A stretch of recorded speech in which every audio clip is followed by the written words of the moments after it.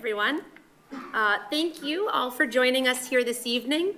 Before I officially call the meeting to order, part of my practice is usually to just run through the agenda so that both the counselors and those who are joining us in person or on BevCam will know what we have ahead of us for the evening. And on that note, thank you to BevCam for streaming our meeting, making sure that it's available. Thanks to Kim for being here tonight.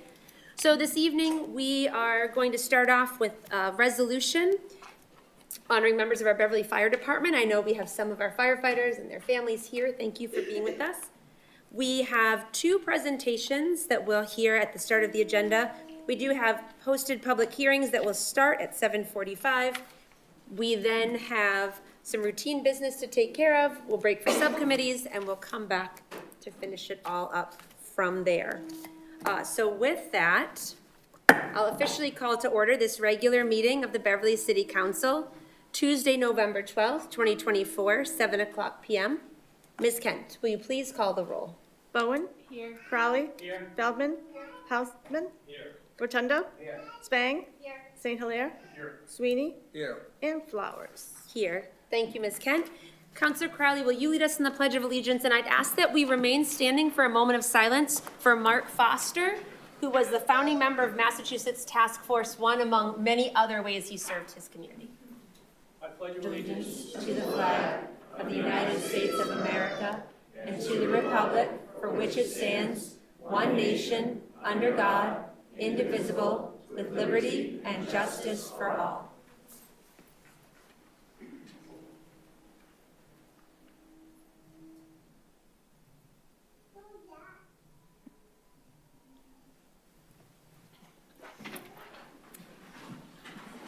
Thank you.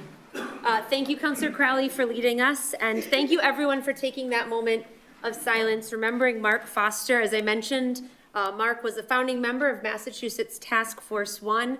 You may or may not know that that task force has been sent to many crisis areas, including they were on the ground at Ground Zero, the World Trade Center in New York after September 11th. Mark was extremely dedicated to his community, to helping other people, and will be much missed. And we want to hold his wife Robin and his daughters Kate and Sarah, his sons-in-law John and Adrian, and their grandchildren Emma, Ben, Allie, and James in our hearts right now. So thank you all for helping us to take that moment on behalf of Mark Foster. I would like to, before we go to the resolution, we have a resolution from Councilors Rotundo and St. Hilaire, and I will bring us to that in 1 second, but I did want to read a communication that the City Council received this afternoon from the mayor, because if there is anyone here waiting for the 8:15 public hearing, I don't want you to wait until 8:15 to find out that Order 270 is being withdrawn. So I want to read this communication, and this is also a good opportunity for me to say, for the first but not the last time, you'll hear me say it many times whenever we have a public hearing, if you are here to speak in a public hearing, there are sign-up sheets on the table over by the window, by this door of the chamber. You can get up at any point to add your name to the speaker list for the public hearing that you are hoping to speak on the topic for, and we will take those speakers in the order they are signed up. So here is the communication that we received pertaining to Order 270, that's the loan authorization for the City Hall project. Dear Honorable City Council, the City Hall project continues to be refined. At this point, Finance Director Ailes advises the schematic design phase fully conclude before a final loan authorization is voted on. This phase, which includes onboarding the construction management at-risk firm, will yield more further refined cost estimates and project scope. Therefore, please accept this correspondence as a notice of our election to withdraw the request included in Order 270. So, councilors, but also for all those who may have been interested in speaking in public hearing at 8:15 on Order 270, that's the loan authorization for the City Hall rehabilitation project. Because that is being withdrawn by the administration, there is effectively no public hearing at 8:15 because the order effectively no longer exists for the council. So, as I said, I wanted to say that at the beginning in case anyone's watching at home or planning to come for that later. With that, let's go to our resolution honoring those members of our fire department. Councilors, would you like to go to the podium to present?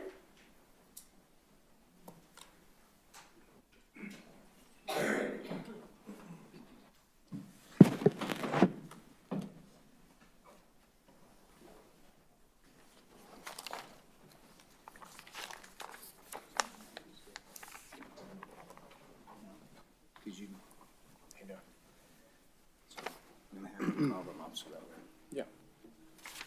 Firefighter Casey DeGuss, come to the podium.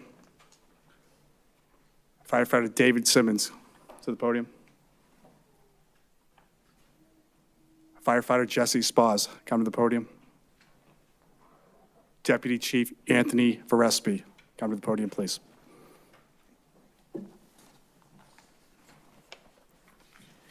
Thank you, Madam President. We have a resolution tonight honoring Lieutenant Mike Kraus and the Beverly Fire Department for their dedication in Hurricane Helene relief efforts. So I'll just read the resolution, along with Councilor Rotundo, who joined me in this.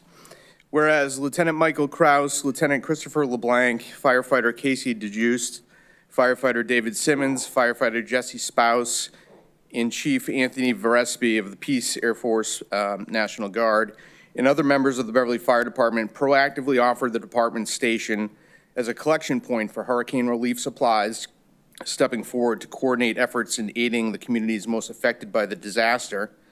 And whereas Mike Kraus and members of the Beverly Fire Department volunteered countless hours, taking away from their families, to organize, collect, and transport essential goods for hurricane victims in western North Carolina. And whereas the department collaborated with neighboring Danvers and Peabody Fire Departments, expanding their collection efforts and working together to maximize the impact of their relief initiative. And whereas under the leadership of Mike Kraus, the team successfully secured rental trucks at reduced rates through Ryder, demonstrate exceptional coordination and resourcefulness in gathering support from vendors and non-government organizations. Whereas Lieutenant Michael Kraus, my apologies. Whereas the firefighters and community volunteers sorted, itemized, and repackaged all donated items with meticulous care, ensuring that the supplies were transported safely to the established collection point at North Wilkesboro Speedway in North Carolina, where they would be distributed to the hardest hit areas. Whereas Lieutenant Michael Kraus, Lieutenant Christopher LeBlanc, Firefighter Casey DeGuss, Firefighter David Simmons, Firefighter Jesse Spouse, and Deputy Chief Anthony Verespi, the transporting volunteers, embarked on a 1,740-mile round trip from Beverly to North Carolina, working in rotating shifts to ensure the safe delivery and organization of relief goods while overseeing the unloading and resorting efforts in collaboration with the Fairfax, Vermont Fire Department. Whereas the community responded generously, continuously bringing much-needed items to the fire station, spreading the word, and rallying additional donations of goods essentials for the relief effort. Whereas the firefighters and community volunteers worked late into the night from Wednesday afternoon through late Friday evening to sort, repackage, and prepare the items for transport, going above and beyond the call of duty to assist those in need. Now there be it resolved that Beverly City Council hereby recognizes and extends its deepest gratitude to Mike Kraus, the dedicated members of the Beverly Fire Department, and the volunteers who selflessly to contribute their time and effort in providing critical aid to hurricane victims.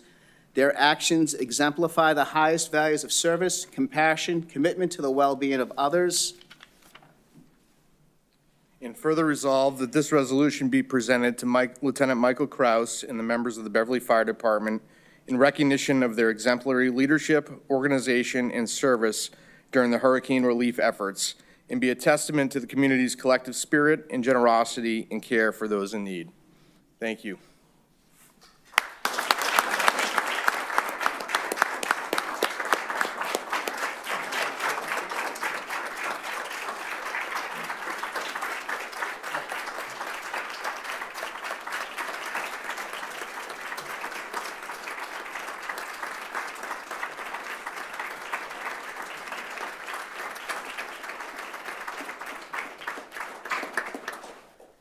Thank you. I just want to say a few words. I know we're all here tonight representing this effort to get goods out of North Carolina. It was a definition of a team effort. The community, the fire department, a number of organizations that were listed here. It was 2 days of just going straight out and getting goods to the people in need. I'm going to read an email that was sent to me from the relief coordinator down North Wilkesboro. And she hits the point home so you all know your impact of this mission. So this is from Dina Parsons. Michael, I don't think I even said it when I met you today, but thank you for collecting, delivering supplies to us. I promise you it will be delivered to those who need it most. Also, thank you for bringing the staff to help unload. Today was the first day in 14 days I had a day off, and I hate to say it, but I needed it. I believe God sends people to help when needed, and I appreciate everyone that was there. When you get back, please let everyone know that we are so thankful. We are so thankful for every item. There's so much devastation just 30 minutes up the road from our homes, and everything that everyone is doing is just overwhelming and appreciated. I love people with big hearts that take action when needed. You all took action, so thank you.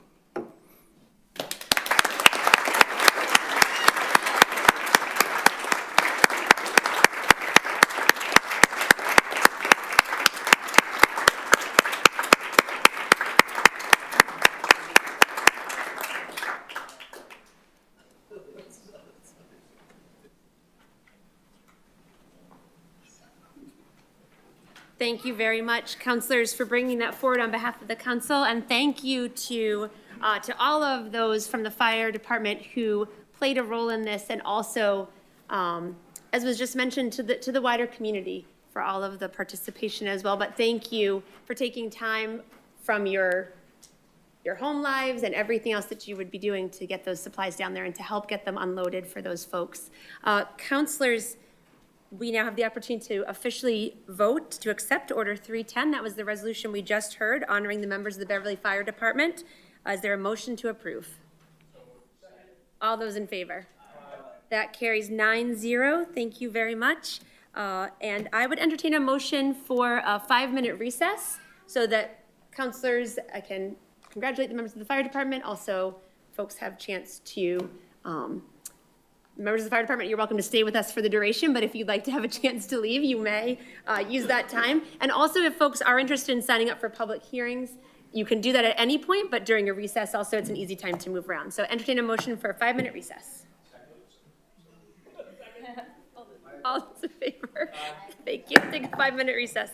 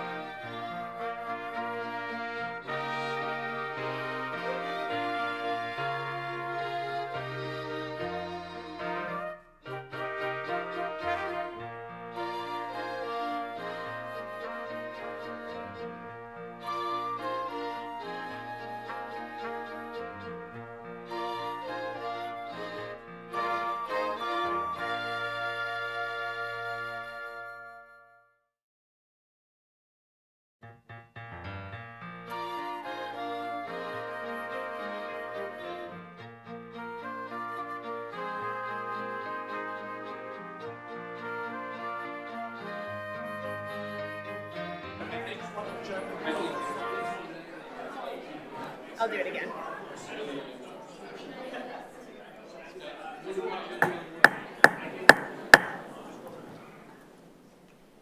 Thank you, everyone. I'll call the full council back to order with our thanks once again to those members of the Beverly Fire Department. Thanks for being here. Thanks to your families for being here as well. It's a pleasure to be able to recognize a job very well done. And as I was just chatting with some of the firefighters about recognizing that it's also a difficult time with the wildfires burning everywhere, and so knowing that they are working hard to keep us safe. So thank you. We do have two presentations now. The first is from the Beverly 400 Plus group, and so we'll go ahead and invite you all to come up. You can present either from the podium or from the desk here, whatever works better for you. And I understand you have about a 10-minute presentation, and then we'll take a few questions from counselors if there are any, and then go to our second presentation. Sounds good. She said her screen is broken. I'm afraid to touch it. Yeah. I know. Thanks, Beverly. Good evening, everyone. I'm Julie De Silva, a lifelong Beverly resident currently residing at 201 Elliott Street.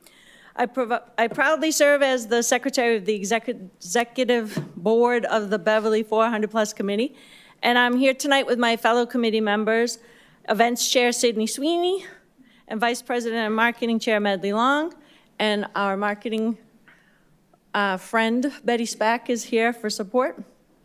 And we want to fill you in on what our Beverly 400 Plus team has been up to. Go ahead, Med.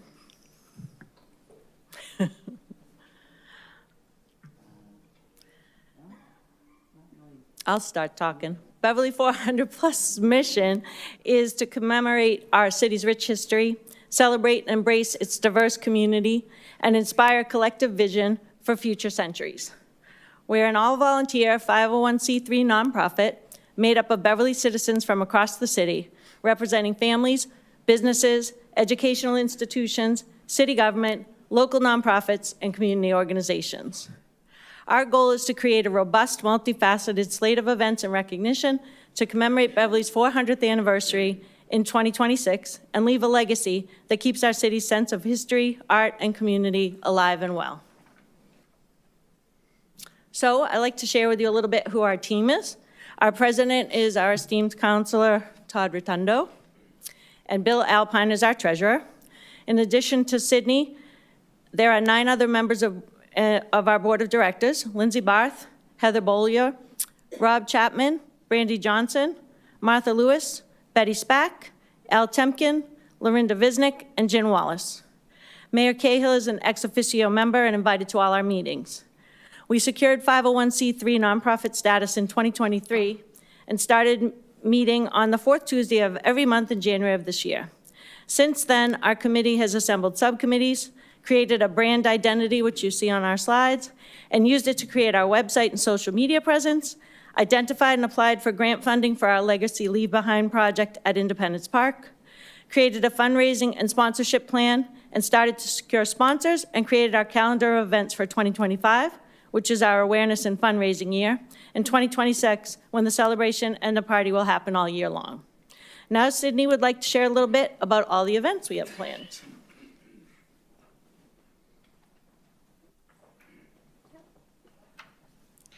Hi, everybody. So my name is Sydney Sweeney. We are very excited to officially announce Beverly 400 Plus to the community at our beloved holiday parade coming up on December 1st. So we will march with that gigantic cake that you see there, which was designed by a Beverly artist as well as given to us by Gloucester. We're hoping to make a big splash, raise awareness, and just draw people to our website. So some of the events that you might see in this upcoming year, again, these will be throughout 25 and 26, 2025 being one of our main fundraising years. So some of our fundraising events will include a 5K, a golf tournament, and then some of our fun signature events will include things like a 2026 Adult New Year's Eve Gala, a casino night and Roaring Twenties event.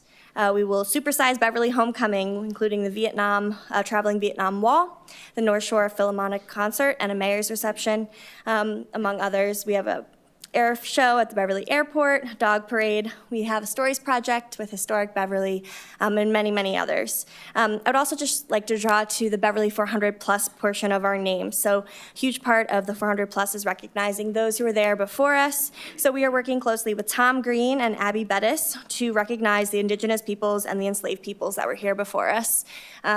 In Beverly. So these events are kind of fluid, so we are really relying on Beverly's people to make these events a reality through sponsorships and donations, which Medley will touch on in just a moment. So we'll invite Medley, come on up.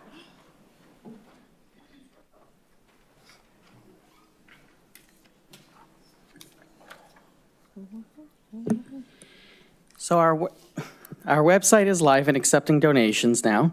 Our planned year-long celebration to honor our remarkable 400-year history will be a series of gatherings that engages and involves our entire community. And our website will be an evolving hub for sharing events, stories, and resources within the city, and links to other organizations and celebrations that are happening from other organizations as well. And thanks to the work of Representative Jerry Paracella, the state has agreed to funding of over $100,000. And our anticipated budget for the full slate of events is around $485,000. We are also seeking CPC, state and private funding for our legacy project at Independence Park, which will create an art and historical space for citizens and tourists to enjoy. And we are thankful for Jen Wallace and the Historic Committee for their work on this project. And after the city and state contributions, we estimate that we need to secure $125,000 in business sponsorships. But we have more good news. We haven't even officially launched yet, and we've already raised $22,000 of that sponsorship money. In addition to the city and state, there are sponsors who have donated $100,000 or more so far. Those are listed on the slide above. Additionally, Beverly Hospital has committed to donating $10,000 worth of sponsorships. And just this morning, Councilor Rotundo, our president, and Julie met with Endicott College. And with the support of fellow board member Brandy Johnson, they were able to secure a $25,000 sponsorship, as well as commitments to host a few of our events at their campus. So things are moving along with us. We are well into our planning, and thank you for your support and time. And if anyone has any questions, we would be happy to take them. Otherwise, we'll see you at the parade, too. Thank you very much to all of you for presenting and giving us a little taste of what's to come. I did want to note that's a Beverly 400 plus holiday sweater that you're sporting. All right. So, counselors, any questions for members of this 400 plus group today? All right. Well, thank you all very much, and thanks for your time. And as you said, we'll see you at the parade, and we'll look forward to hearing more as things continue to unfold. Thank you. Our second presentation, I already see you're popping up and ready. David Alden St. Pierre from Open Space and Recreation. We'll see if I can make this work. All right, thank I've you. struggled this time.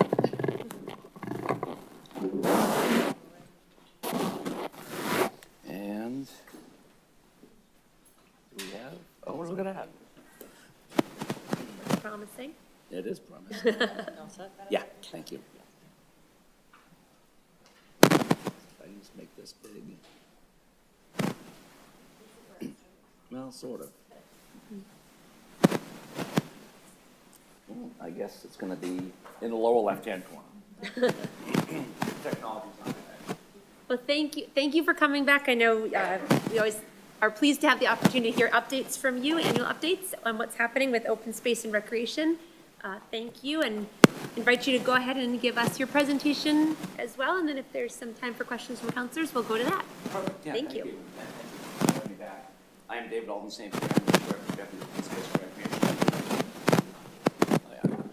Recreation. I am the chair of the Beverly Open Space and Recreation Committee, and we do come at every year to kind of give a little summary of what we've been able to accomplish throughout the year.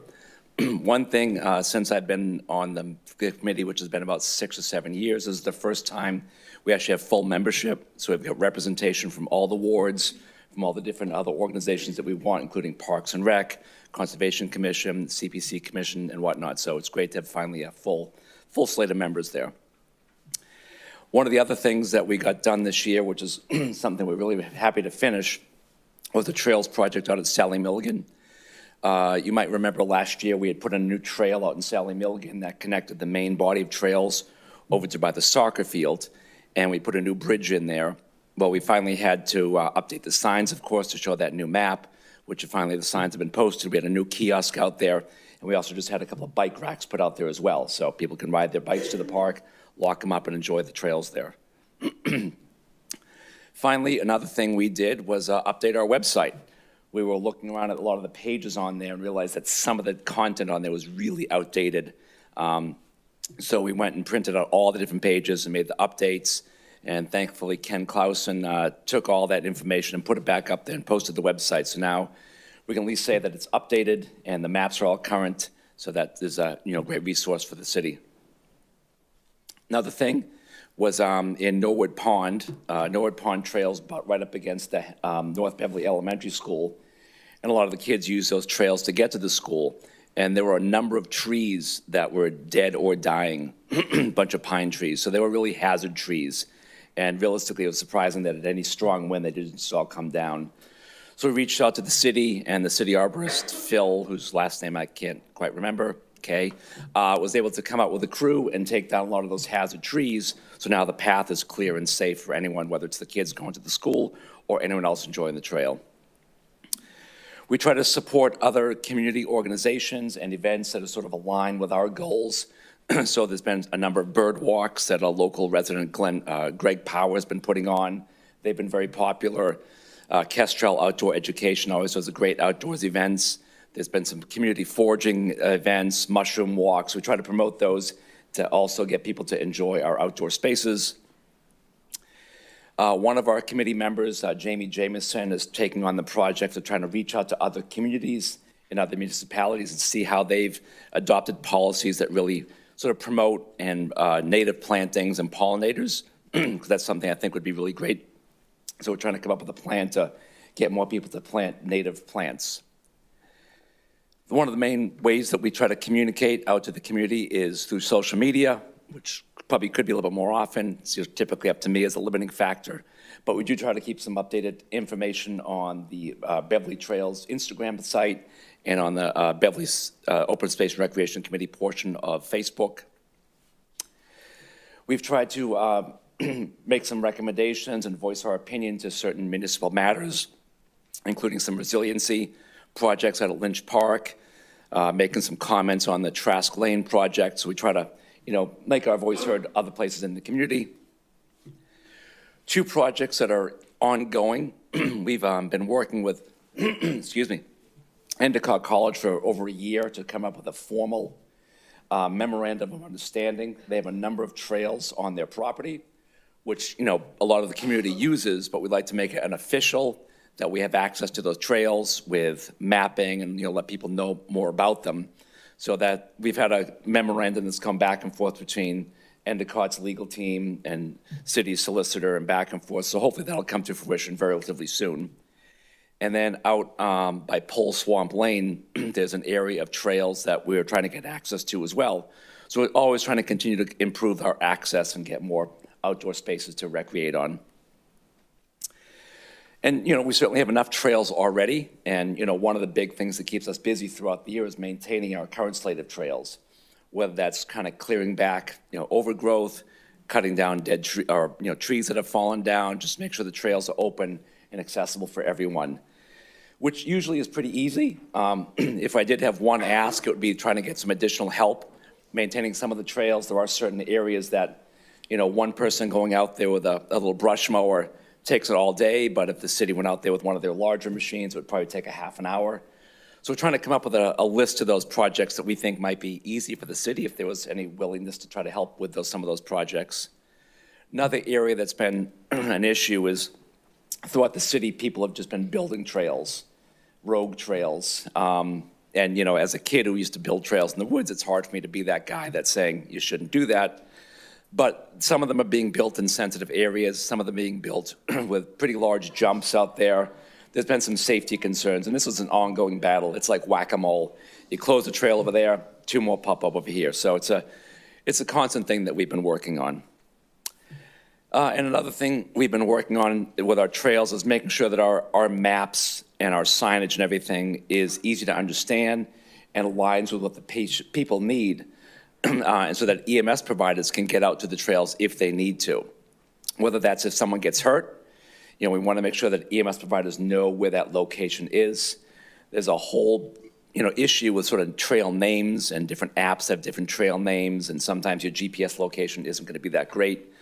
So we've been working actually with Beverly Hospital and a few other communities to try to improve our trail maps so that EMS has access to those. And again, whether that's for someone who falls and get injured, or if we identify a fire out there, which obviously has been a big issue this time of year. And that's it. You don't need to hear me clear my throat anymore. Anyone have any questions about anything that we're doing? Thank you very much for that presentation. Thank you for the update, as you mentioned. It's a regular update that we get from you, and it's always appreciated. Counselors, any questions that you have? Counselor Feldman. Oh, yeah, unmute, please. Yes, thank you. I don't have a question, but I do want to, as I always do, thank you so much for all the work that you and your committee does for the city of Beverly. And I also wanted to highlight that I know that you updated us last year that the trustees and the Marine Farm and the J.C.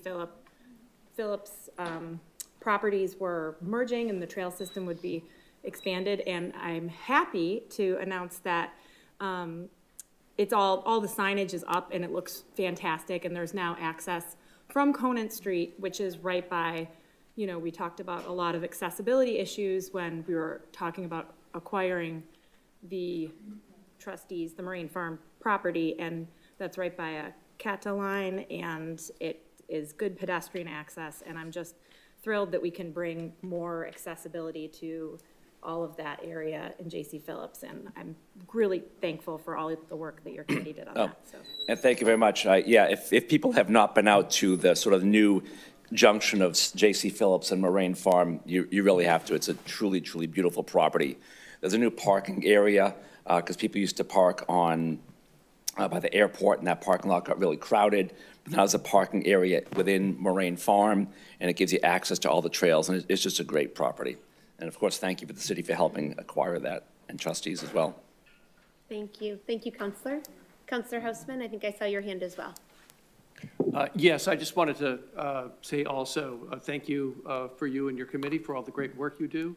It's really terrific to, you know, it's a particular niche in terms of what the various committees do for the city, and it really has real, you know, physical impact on people's lives to be able to go out on the trails. So again, volunteers make this city special, and I appreciate the work of you and your committee. Thank you very much. I appreciate that. Thank you, Counselor. Counselors, any other questions or comments? Mr. Alden St. Pierre on this presentation? All right. Thank you very much. I'll echo the thanks to you and your committee for the work that you do, and thanks for coming and keeping us updated. Thank you. We do have about 10 minutes before our first posted public hearing, so we can start taking care of some of this agenda. I will mention for folks who are just joining us as people continue to come in, if you're watching on BevCam, the 8:15 public hearing that was posted on Order 270, that was the loan authorization for the City Hall Rehabilitation Project. That order has been withdrawn by the administration, so there will be no 8:15 hearing because effectively that order does not exist anymore at this time. There is a 7:45 hearing on a National Grid matter, 7:55 hearing on Order 283, a loan authorization to authorize the purchase of electric school buses. The sign-up sheets for both of those public hearings are on the table by the window, by that door of the chamber. Those who would like to speak in either public hearing can add your name to the appropriate sign-up list. We'll take those public speakers during the public hearing in the order that they are signed up, and would just remind all of us, just make sure you're signing up for the one on which you want to speak, because public hearings are limited to the topic on the agenda. So if you want to speak on National Grid, you want to be on that one. If you want to speak about school buses, you want to be on that one. Ms. Kent, let's go to communications from His Honor the Mayor, please, and we'll see how many we get through. Order number 291, dear Honorable City Council, I am pleased to inform you that the City of Beverly has received a $500 donation from Mr. James Badungdo at Beverly. This donation fund will be used to purchase uniforms for the Beverly Police Department. Mass General Law, Chapter 44, Section 53A requires both City Council and Mayor approval before any grants, earmarks, donations, or gifts to the city can be expended for their prescribed purpose. I therefore request the City Council approve this donation. Sincerely yours, Michael P. Cahill, Mayor. Thank you. Please refer that to the Committee on Finance and Property. Order number 292, dear Honorable City Council, I am pleased to inform you that the City of Beverly has secured a $1,459,000 grant from the Massachusetts Clean Energy Center Accelerated Clean Transportation School Bus Fleet Deployment Program to support the next phase of Beverly Public Schools fleet electrification. The program is extended to complement the EPA Clean School Bus Rebate Program grant approved at your June 24, 2024 meeting, Order 183, to help purchase 8 electric school buses and prepare appropriate charging infrastructures. In addition to the funds, this grant also provides technical assistance to support the design and plan efforts for the fleet transition. Mass General Law, Chapter 44, Section 53A requires both City Council and Mayor approval before this easement can be granted. I therefore request the City Council approve this grant. Sincerely yours, Michael P. Cahill, Mayor. Please refer that to the Committee on Finance and Property.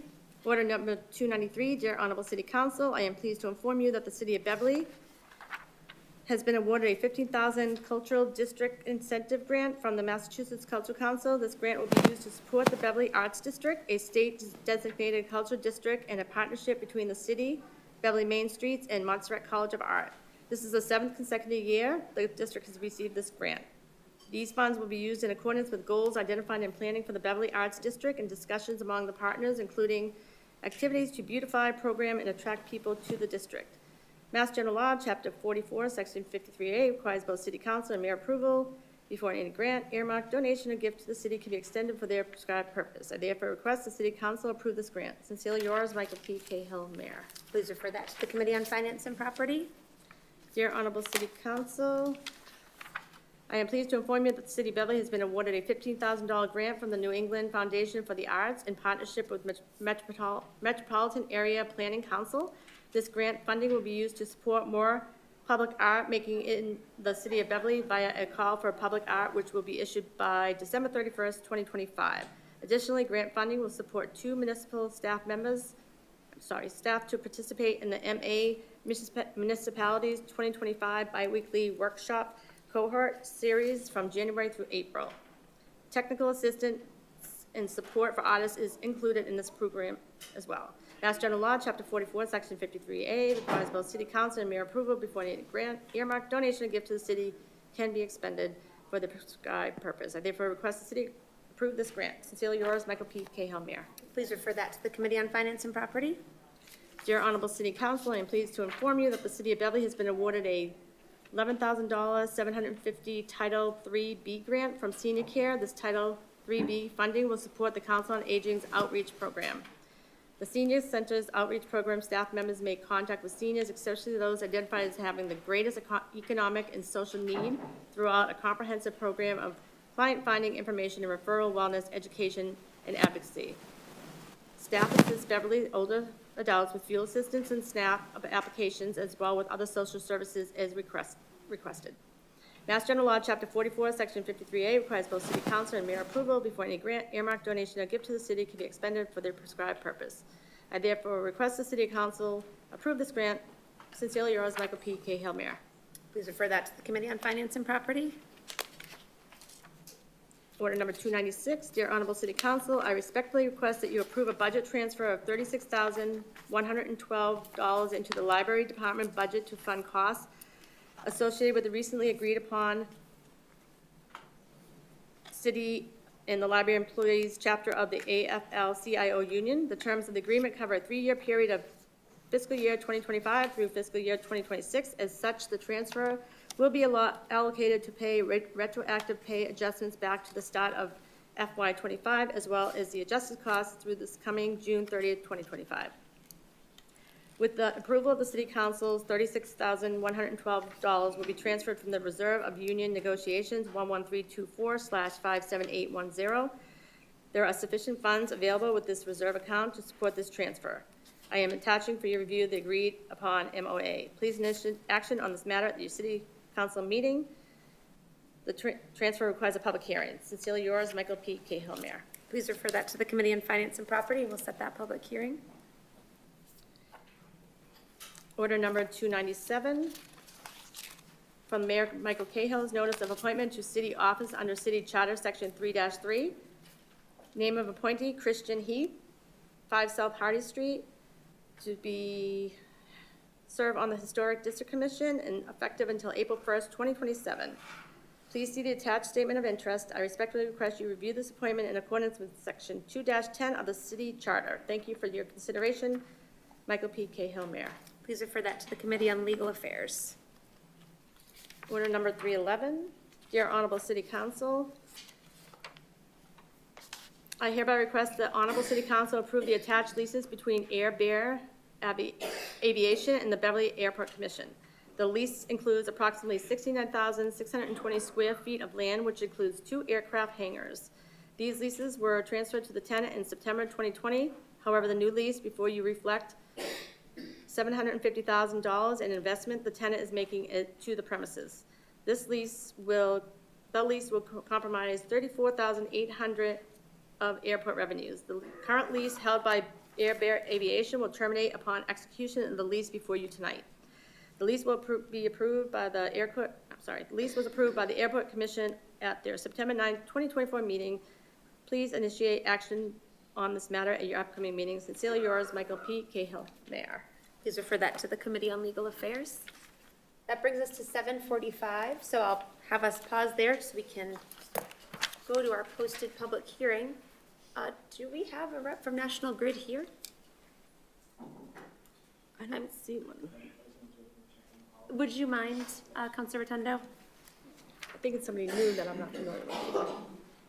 I'm just gonna level with all of you and say my contacts are very dry, so I'm having trouble seeing It's the fires. very clearly. I do not, thank you, Councilor Bowen. I am blaming the wildfire smoke on my eye problem. The other way around, It's in my house. my eye problems. There is. There is not, okay. So we'll open this and then we'll have to continue it to another date, but let's open this posted public hearing. If there are folks here to speak in it, of course, we'll take those public speakers. Ms. Kent, let's open the posted public hearing for 7:45 on Order 288, National Grid 3099234. City of Beverly ordered that the City Council of the City of Beverly held a public hearing on Tuesday, November 12, 2024 at 7:45 p.m. at 191 Cabot Street, 3rd floor, Council Chambers, relative to National Grid 3099234 to install underground facilities on Margin Street. And this was in the newspaper on October 25th, 2024. Thank you, Ms. Kent. Without a National Grid rep, I am going to recommend that we continue this hearing to the next meeting, but Councilor Rotundo, did you have your hand raised? Okay. Ms. Kent, any? Okay. Were any members of the public here hoping to speak in the public hearing on this National Grid order for Margin Street? Okay. Members of the council, I would entertain a motion that we continue this public hearing to our November 18th meeting. And Ms. Kent, 7:45, let's keep the time the same? Sure. Okay. Motion to continue this public hearing to our 11/18 meeting, November 18th at 7:45 p.m. All those in favor? Thank you. So we will continue that public hearing to that date. Contact National Grid and make sure that we have a rep here. I'm not sure what happened. We do have a little bit of time, so let's pick up before our 7:55 hearing. Oh, this is a good time for me to mention. Anyone here hoping to speak in the 7:55 public hearing? The sign-up sheet is over on the table by the window where you just saw Ms. Kent go pick up the other sign-up sheet. Members of the public can sign up there, and we'll take those speakers in the order they are signed up. Ms. Kent, let's go to communications from other city officers and boards, please. Order number 298 from the city clerk, a renewal application for Class 2 motor vehicle license for Brito Corp., DBA Autodyne, 8-10 Railroad Avenue. Please refer that to the Committee on Legal Affairs. Order number 299 from the city clerk, a renewal application for a Class 2 motor vehicle license for H&H Holdings, 78 Cabot Street, LLC, Beverly Auto Top Upholstery, 78 Cabot Street.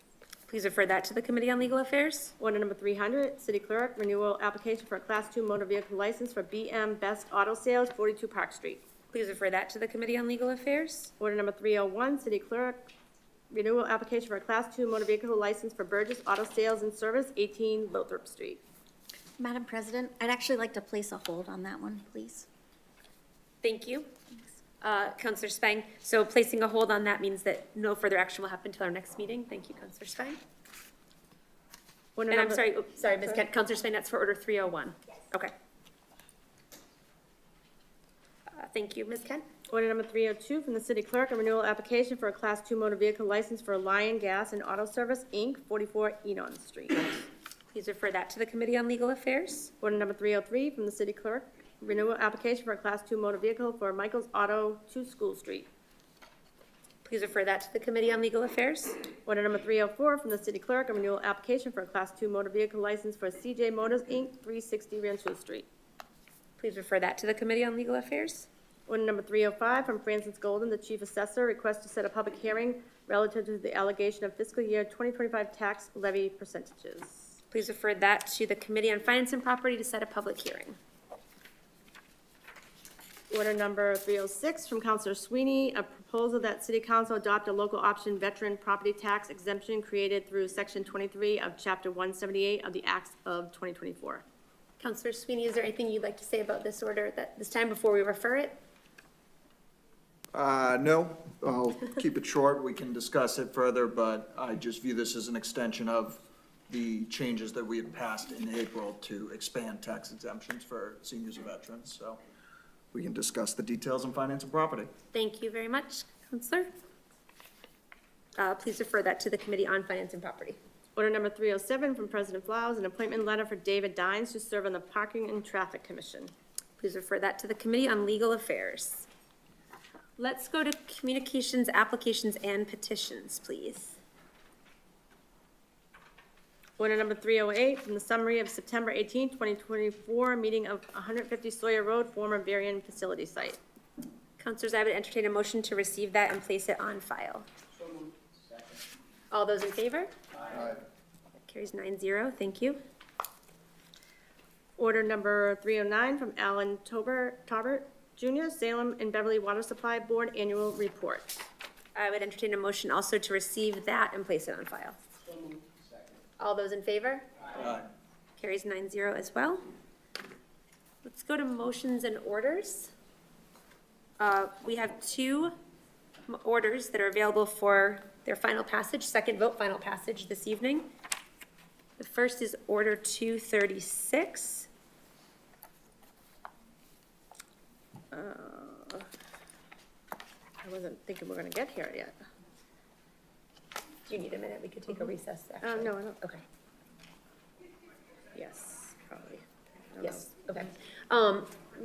Let's actually do this, counselors. I'd entertain a motion for a 5-minute recess, which actually would give folks a chance to sign up to speak as well, and give Ms. Ken a chance to get those ready for when we come back.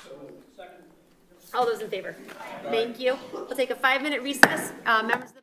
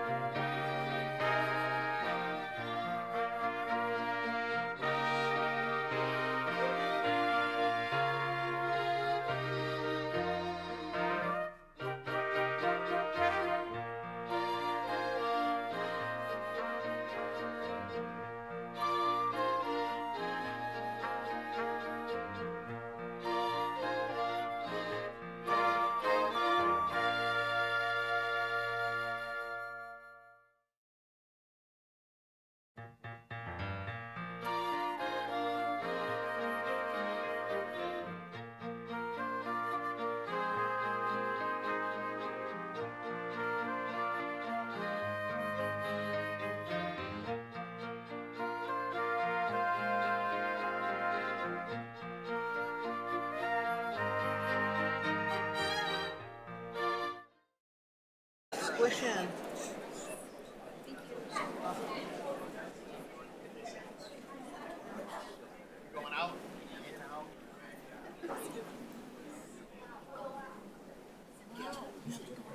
Thank you, everyone. I'm going to call the full council back to order. Just gotta keep these doors clear. I just wanted to take this opportunity as we're sort of getting settled in for this public hearing before I have Ms. Kent read the order. We did not have our 7:45 hearing. Folks who were here at that point know because we didn't have a National Grid rep, so I didn't have a chance to sort of do my usual ground rules on public hearings. And so just so that it's easier to understand, I think often I note that public meetings can have kind of cumbersome agendas. They can be tricky. Why do things shift around the way they do? So I always try to offer some explanation and ground rules when we're jumping into a public hearing. And so I would like to do that today and first say thank you to everybody who's joining us. We always say it's always one of our favorite things to have lots of people in the chamber with us. This is obviously, this is your city hall, and so having people here and participating is a piece of what local government is all about. And so thank you. I do know we have lots of educators here, and so I always feel like when I'm jumping into a public hearing, you're more expert than me at this, but I always think about zones of regulation, and so whatever zone you're finding yourself in right now, we could just sort of be united in thinking that we're all probably having a whole mix of emotions. There's a lot of us in one space, and so thank you for being here. I wanted to mention there's a sign-up sheet. There was a little bit of confusion. We had 2 sign-up sheets, and some of the names for this hearing ended up on our first 7:45 hearing sign-up sheet. If your name is on that, you will get to speak. I have that list, but to clear up the confusion, we've now got just the one list. So if you go over and you don't see as many names as you thought, it's just because I've got the first little batch here. Please don't worry. If you would like to sign up to speak in this public hearing, you can continue to add your name to that list. We will take public speakers in the order that they are signed up. And what we typically do with public hearings is give every speaker the same amount of time. It'll be up to 2 minutes. Vice President Crowley will keep the time. They'll be using a timer that you can hear.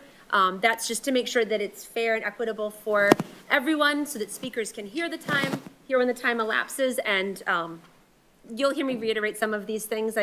Often with public hearings, folks are joining us, so we'll reiterate those. And the one other thing with a public hearing that I know can feel unusual, in the chamber, all of the speakers, you'll notice counselors will do this as well, you really are addressing the chair, so if you are standing speaking at the podium, you really are addressing me, so it's easier to follow for BevCam viewers and for those listening, but for public meetings, you just address the chair, and so that helps us to avoid crosstalk in the chamber, which is hard for folks at home to follow, but also helps to keep things sort of flowing so that we can, if there are questions that I can reflect back or we can help reflect back, I will, but you'll notice that counselors also will address me, and then we'll go from there. So those are some of my introductory public hearing comments. So with that, I will officially open this posted public hearing on Order 238. Ms. Kent, please.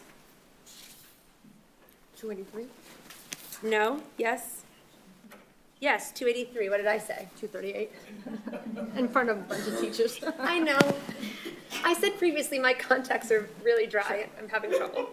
Order 283, City of Beverly, order that the City Council of the City of Beverly hold a public hearing on Tuesday, November 12th at 7:55 PM at 191 Cabot Street, 3rd floor, City Council chambers, relative that the city appropriates a sum of $3,516,000 to pay for purchase of 8 electric school buses and needed infrastructure, including the payment of all costs incidental with related therefore, and that to meet this appropriation, the treasurer, with the approval of the mayor, is authorized to borrow said amount under pursuant to GL Chapter 44, Section 7(1), or any other enabling authority, and to issue bonds or notes of the city therefore.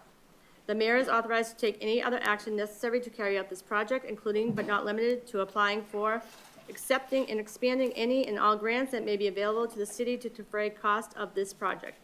The amount authorized to be borrowed by this order shall be reduced to the extent of any such grants received by the city on account of this project. This was published in the newspaper on October 25th. Thank you very much, Ms. Kent. So we'll begin, and then as I said, we will get to public comment. We'll take public comments in the order that folks are signed up. And the one thing that I should have mentioned that's just another piece of public hearing protocol is with any posted public agenda, we do need to stay to the topic that's posted on the agenda. So as you're thinking about your comments, making sure that you're staying within the conversation about electric school buses and the funding for those. And with that, I will invite you, Mr. Mayor, to have you and your team open up the presentation, and then we'll go from there. Okay. Thank you, Madam President. Councilors.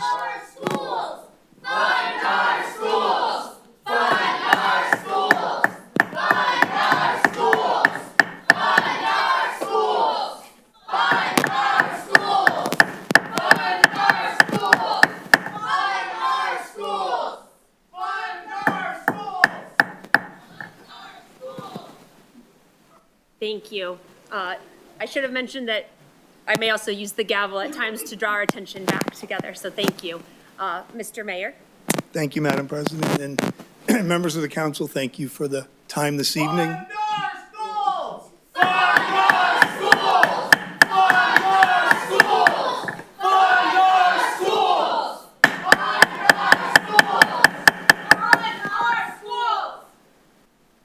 I'm going to ask, I understand the desire to participate in the public process and very much appreciate that you're here. I'm going to ask that we not have the crosstalk chanting while we're in the public hearing component. We will look forward to hearing people's public comments when we get to that portion. I greatly appreciate that, so thank you. Mr. Mayor, thank you. Thank you, Madam President. What's outrageous? What's outrageous?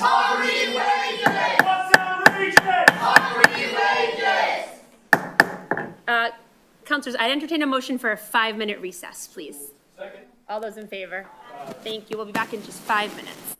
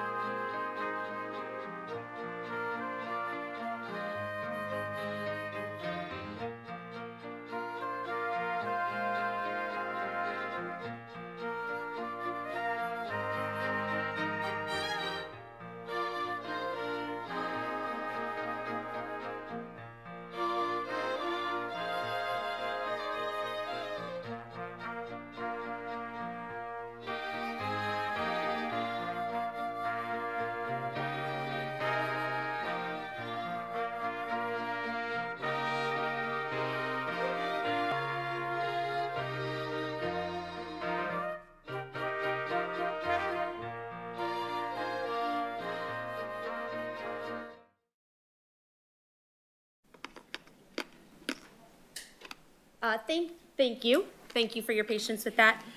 So again, I absolutely appreciate that everyone's here wants to participate. If we can't move sort of into the public hearing, I won't be able to get to the public speakers, and I do want to hear from everyone who's signed up. So again, I'm going to ask if we can move through this opening portion without the chanting and the yelling and the crosstalk. That will bring us to the time when we can do the public comment, and that's what I hope. I know that's what the council hopes, and so that's what I'm going to have us try to do now. So, Mr. Mayor, please. Thank you, Madam President. What's outrageous?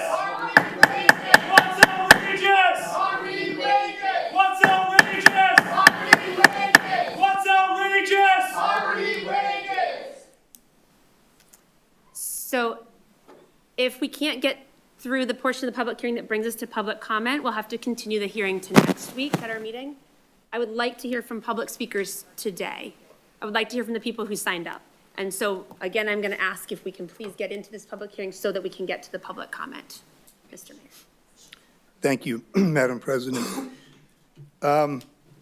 So we have before you tonight a requested loan order for approval, which, frankly, this is very exciting.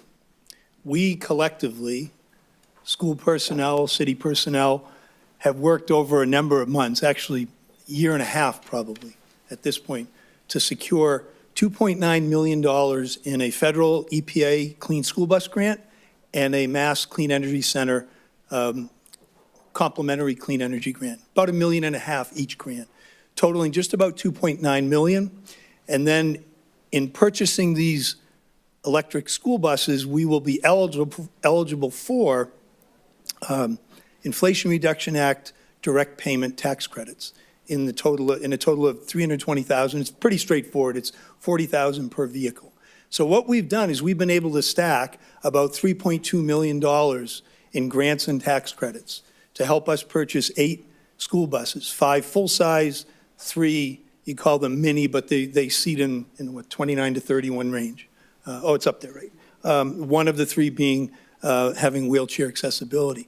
So this is really exciting in that the going rate for a diesel bus right now is about $130,000 to $140,000. Well, the going rate on an electric bus is over $300,000. So the ability to purchase 8 school buses with almost entirely grant money and tax credit money is significant. Now, we are looking to use $160,000 of school funds, and that's money that for years the schools have used to lease to own buses for our fleet. So this is money that has always been dedicated to the purchase of buses. And this is one-time FY25 Transportation Revolving Fund school money in the amount of $162,000. So if you think about it, given that the buses they cost presently what I just said, the thought that we could buy 8 school buses for about $20,000 per bus is amazing. And these are buses that will serve our kids for years to come. Let's see, is there anything else to share with you right now? Yes, the timing on this is that we need to order these buses by November 30th, or we lose the EPA grant, which is about $1.45 million. And if we lose that, we probably can't take advantage of the other grant and the tax credits, because then the finances don't work. So we really need to ask you folks to vote on this as soon as possible. This evening is best, because we need time to get the orders placed. And that's why we're before you tonight. Now, I have with me to answer questions after the presentation as need be, Bryant Dales, Finance Director, Mike Collins, Commissioner of Public Services, and Dave Gelano, City Purchasing Director. First, though, I'm going to ask Amit Chayani, our Assistant Finance Director, and Arena Keefe, our Sustainability Director, to walk you through a little more of the details of the proposal. Thanks. Thank you. Thank you, Mr. Chiani. Good evening, Council. So up there, what you see is the financial overview for the capital project that we're looking for the loan order for. The Type C buses, we're looking to purchase 5 of them. That totals out to $1.8 million. 2 Type A buses at $600,000. 1 Type A with ADA access, the charging stations and the infrastructure costs, which consists of trenching, the labor, getting the charging stations up at the depot.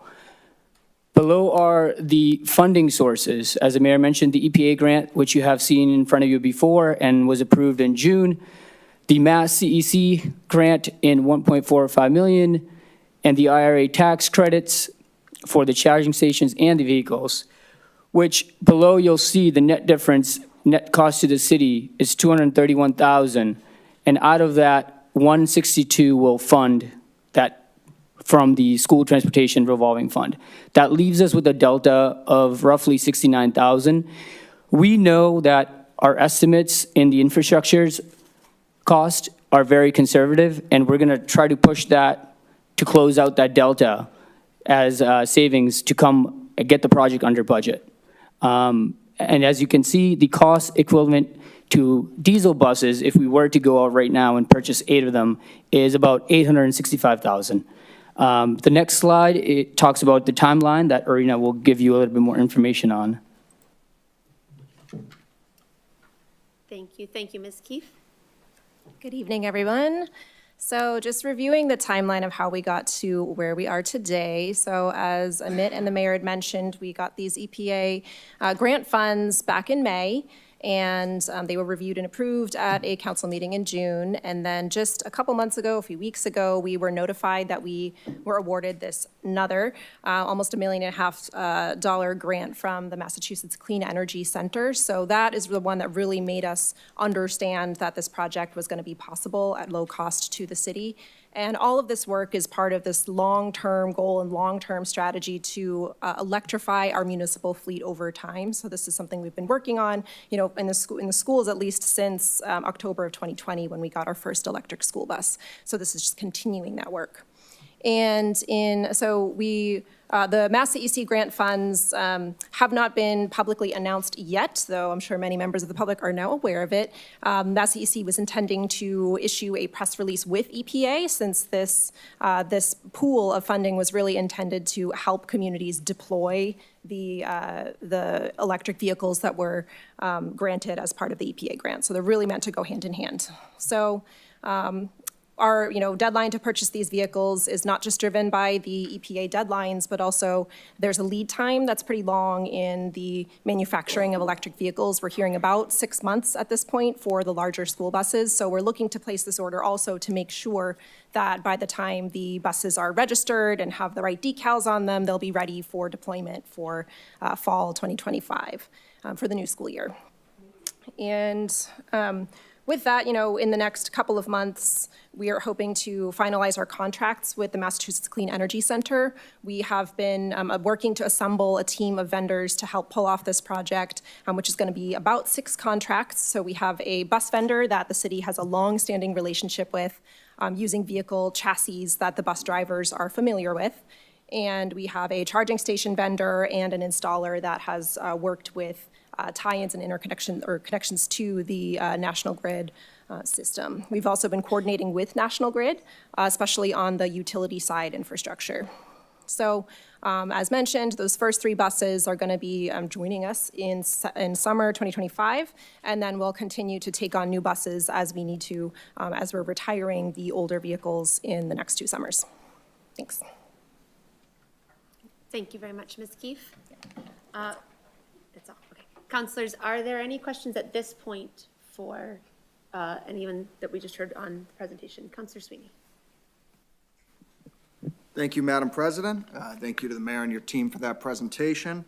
My first question is, what is the anticipated lifespan of these electric buses, and how does that compare to the lifespan of the current diesel buses in our fleet?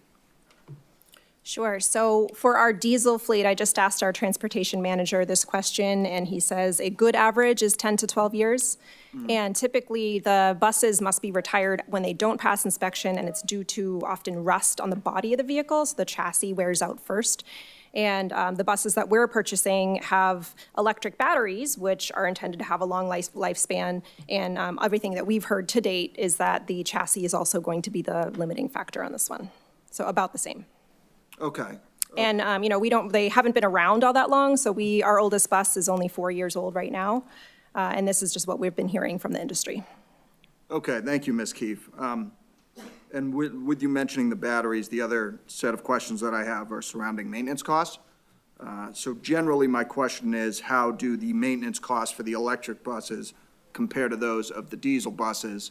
But then specifically, if there's any maintenance or other costs related to the replacement of the batteries that can factor into that equation also? Sure. So right now, our electric school buses are part of a different model, right? We are working in partnership with Highland Electric, and they're a company that provides turnkey services. So whenever there's an issue, we call up Highland, and they are on it. So they do the maintenance themselves. And for this next series of buses, we're hoping to work directly with the bus dealer and the manufacturer. So any repairs are covered under warranty. So there's a 5-year warranty on the electric motor and an 8-year warranty on the bus battery. So, after warranty, just like for a diesel school bus, you will decide, how much useful life is left in this bus and how worth it is it to do those replacements or upgrades. Okay, thank you, Ms. Keefe. I do have a couple more questions, but I want to be mindful of my colleagues here, so I will pass the torch for now. Thank you, Madam President. Thank you very much, Counselor Sweeney. Counselor Feldman. Yes, thank you. I had two questions. One was, how many at the current moment buses are in our municipal fleet total? And what percentage of them? We have 3 electric currently? We actually have 5 electric on the road. 5 electric on the road, okay. And this would be 8. And then how many buses do we have total at the moment? So in total, the fleet, I want to say, is 46 vehicles, and that's a combination of full-size Type C vehicles, the 71 passengers, and the Type A buses, those 27 passengers, and then a series of vans.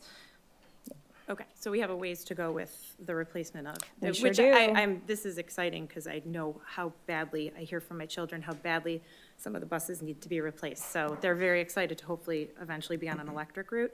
My other question was, in terms of the municipal charging, the solar projects around the city, including at the middle school, how much of the power, is that put into a grid for the city, or is that directly electrifying? Is that energy at the middle school, we're currently next to the transportation department, does that contribute to the charging directly, or does that go to an overall grid?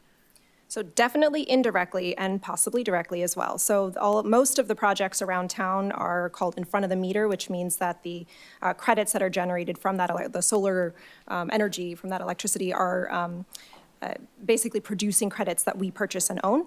And so we can apply those credits to whichever counts we choose. And then the electrons themselves will do whatever's easiest, so they'll follow the quickest path. And if the energy is called for nearby, that may be where the electrons and the actual energy goes. Okay, and one just last statement and clarifying question. Sure. The funds that we have received grants for, or could it receive the grants for, can only be used on something such as this, correct? Yes, it is the EPA Clean School Bus Program, and then the Mass Clean Energy Center. It's their fleet deployment program for accelerating clean transportation is the name of it, ACT. Okay. Thank you. Thanks. Counselor Bowen, and then we'll go to Counselor St. Hilaire, please. Thank you.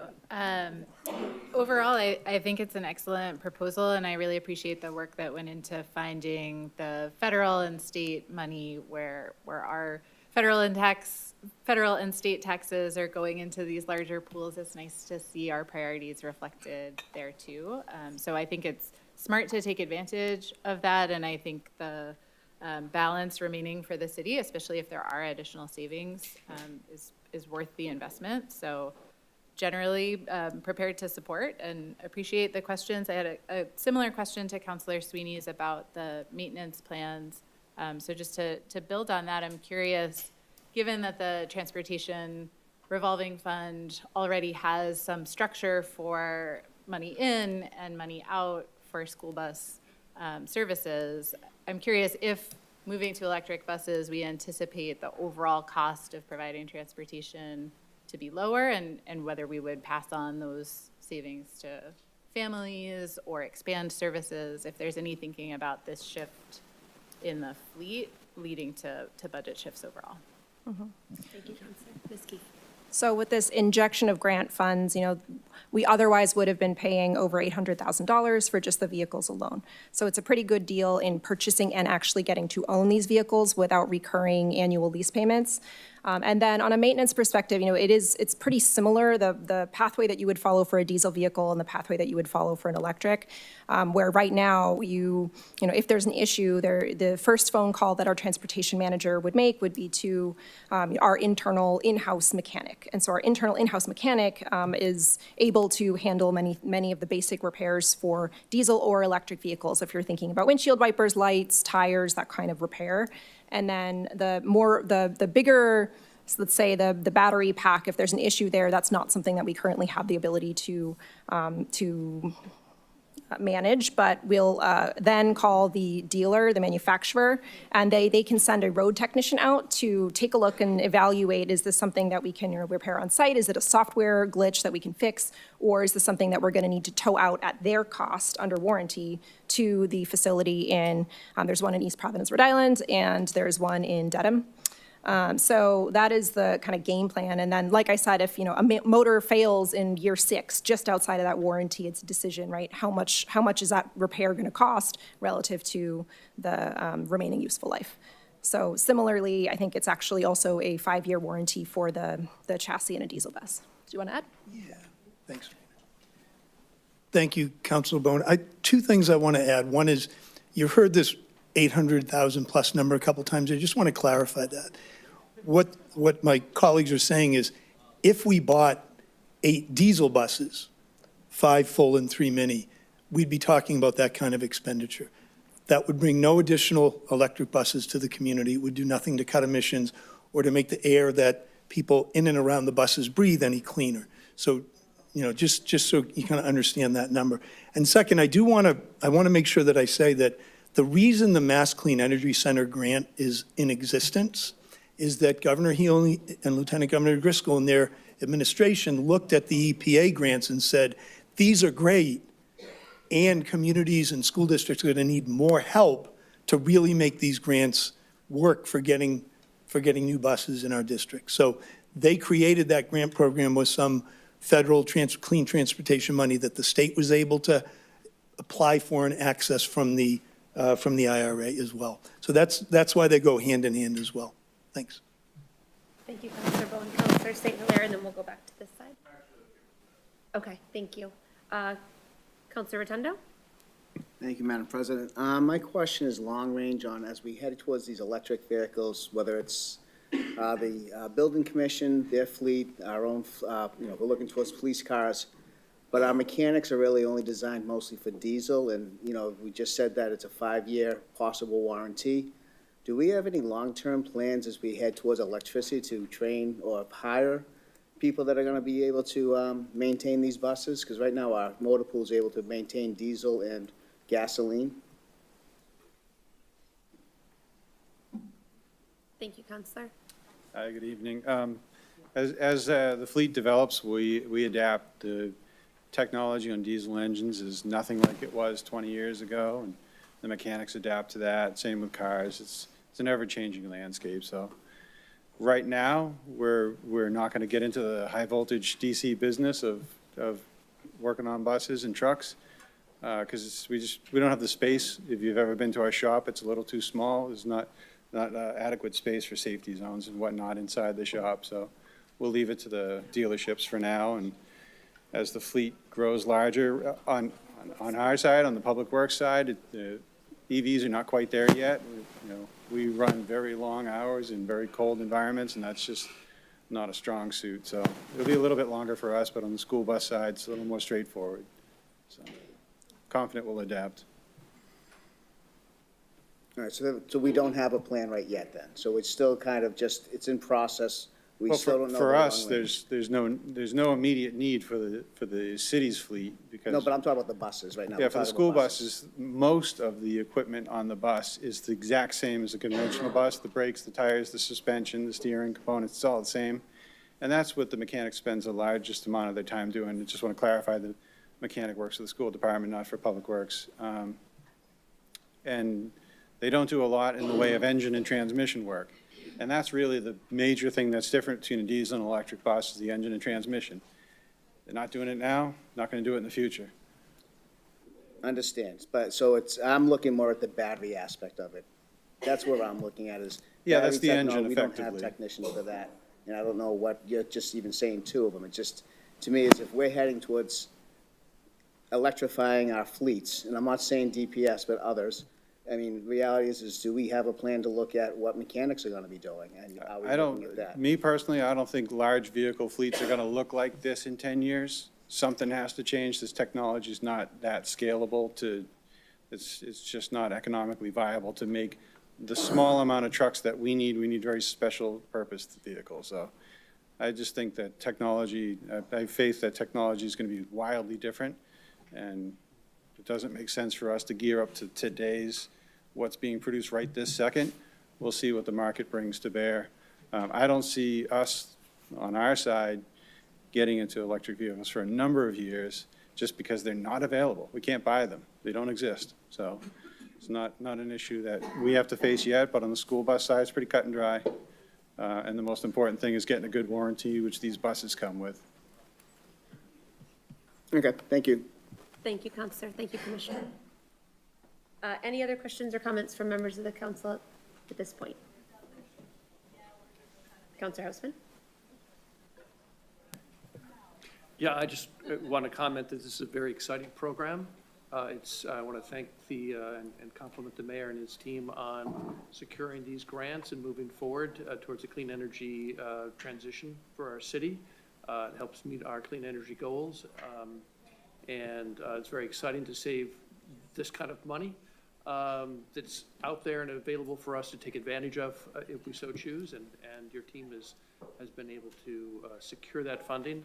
So it's very exciting towards the kind of future that we want to see for our community, for our children. Thank you. Thank you, Counselor. Seeing no further comments from members of the council at this point, I'd like to go to the public speaker portion of our public hearing. Oh, I'm sorry, that's my fault. Mr. Perry, I apologize, I should have acknowledged you before we jump into that. Mr. Perry, is there anything as City Council Budget Analyst that you'd like to add to what we just heard? And then we will go directly to the public speakers, and I apologize for that. What's outrageous? Poverty wages! What's outrageous? Poverty wages! What's outrageous? Poverty wages! I know they can't hear Mayor me. Cahill, can you negotiate with the teachers? Mayor Cahill, are you gonna acknowledge the teachers in the room? Mayor Cahill! Thank you. Again, I'm going to draw our attention back. I want to get to these public speakers. I recognize there's a lot of emotion in the room. I appreciate that we had the space just to jump into that presentation. I just want to acknowledge, I do appreciate also that there's a lot of emotion here. Thank you for getting us into this public hearing. I do want to get to the speakers. It's my oversight for not bringing up Mr. Perry to let him speak briefly. So thank you for a little bit of a leeway on my oversight as well. Mr. Perry, and then we'll go to the public speakers. Thank you, Madam President. Good evening, everyone. I wrote to you last week on this issue. I've been meeting with the administration since the summer on this matter. I think it's pretty self-obvious that it is a financially wonderful opportunity for the city to obtain assets at minimal cost to the taxpayers and certainly assist the students, the teachers, and the school system as well. So it's a good thing, obviously. I do bring to your attention, which wasn't mentioned, when I wrote to you last Wednesday, I think it was, the cost was approximately $231,000. They did mention, they updated the numbers as early as I think today. That brings down to the cost, hopefully, to the city of $162,000. So it's even better than what I wrote to you in the middle of last week. So that's a positive thing. I want to reiterate, which I think was mentioned to you, timing is very important here in order to get these grants and everything. We really got to get this done before the end of this month. So I would encourage all of you, if you plan on voting for this, to vote for this tonight. That is my strong recommendation. Madam President, I'm more than happy to answer your questions, but as your budget analyst, I recommend you adopt the proposal of the mayor. Counselors, any questions for Mr. Perry at this point? Okay, thank you. Thank you. Thank you. So I would like to go to public speakers, members of the public who have signed up to speak at this point. There is still a sheet. I have the first list of speakers here in front of me. The other sheet is still over on the table. I've asked Ms. Kent to go ahead and leave that as we go through this first part of the list. So if you haven't yet signed up and you want to, you still can. Before I call the first public speaker up, I just wanted to offer what you'll probably hear me repeat, even though you will have heard it many times, just because it is important. So when you get up, if you would begin with your name and address for the record, that will be true for every speaker. That's the part you'll probably hear me say over and over again, to the point that you will all be tired of hearing me say it. But if you could begin with your name and address for the record. And then, as I mentioned, Councillor Crowley will be keeping time, and each speaker will have up to 2 minutes. And again, that's to ensure that everybody has a chance to be heard, and it's a fair and equitable chance for everyone to have the same amount of time. If you hear the timer go off, Councillor Crowley, maybe you can sort of hold it up to the microphone as it goes. But if you hear it and you're in the middle of your sentence, please draw your sentence to a close. You don't have to just stop abruptly, but I would ask you to draw your thoughts to a close at that point, again, to make space for your fellow public speakers to be able to have the same amount of time as well. And this is a public hearing, as you heard, on this proposal about the electric school buses. And so for a public meeting agenda, we do need to stay within the parameters of that topic. And so if it seems like we're getting too far afield, I may have to stop and ask us to come back towards the topic. So please don't be surprised if that does happen. It's a matter of just need to stay to our agenda items. That's an open meeting law consideration. So with that said, our first public speaker is Paul Drake. And I'll apologize too if I'm calling folks up and I pronounce your name wrong. I'll apologize in advance. Mr. Drake, I feel confident I got yours. But if you would.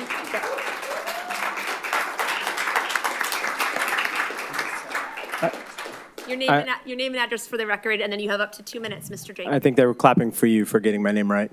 So it's been gotten wrong sometimes, which is remarkable. Thank you, Mr. Drake. Yes. Yeah, thank you. No. I could go into elementary school lesson on how the silent E tells the middle vowel to say its own name. We call it the king E. If you take away the E, they're like Drock. So there you go. But yes, as you heard, my name is Paul Drake. I live at 8 Bartlett Street here in Beverly.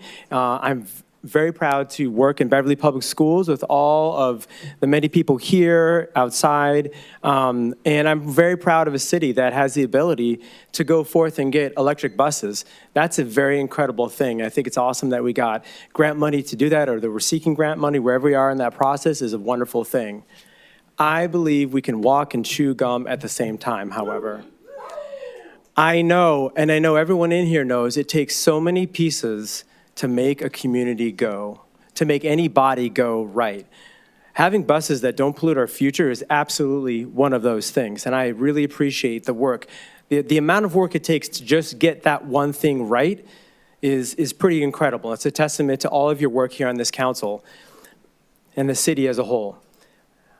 But there's so many other pieces of Beverly Public Schools that have not gotten the attention and the care that these buses have gotten.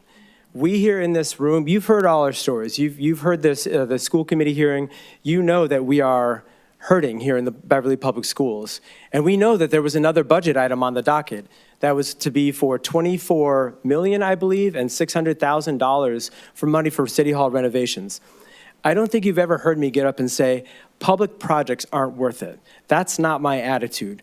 But it's so hard for us to be told time and time again by certain folks in our leadership, by the mayor who's in this room right now, that we do not have the money to pay living wages, to pay for paid parental leave, which every other work in the state gets, to pay for so many different things. We are the bricks and mortar of Beverly Public Schools, and right now we are crumbling.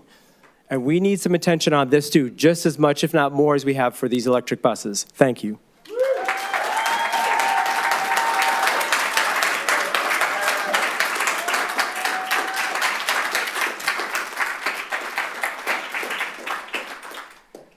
Thank you very much, Mr. Drake.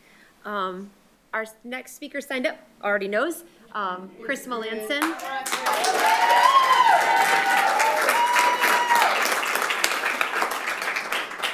And Mr. Melanson, if you two would name and address for the record, and then you have up to 2 minutes as well. Thank you. Chris Melanson, 24 West Dane Street. Just fix that real quick. All right. I'm a proud Beverly citizen, born and raised, proud graduate of the Beverly Public Schools, proud business owner in the city, and proud teacher in your Beverly Public Schools. I have 2 minutes. This is so hard for me if you know me. To the city council, whom most I do know, and whose children have either been in my class, are in my class, have attended Centerville or BMS, or someday may be in my class. Thank you for allowing me to speak tonight. Speaking of classes and schools, I don't think I need to educate any of you sitting in front of me about the current state of affairs in our city. I love my students. I want to be in school. I want to be in school tomorrow. I unfortunately won't be in school tomorrow, being driven by these beautiful buses, because I just sat in a negotiating room all day. And it took 6 hours for a mediator to come and tell us, without any explanation from the school committee, that their para-wage offer has not changed. Actually, they changed one thing. They made the grid go from horizontal to vertical. The stalling needs to stop now. Let me clarify. Nobody from the school committee or school staff has agreed to come into the bargaining room to help explain and go over their proposals.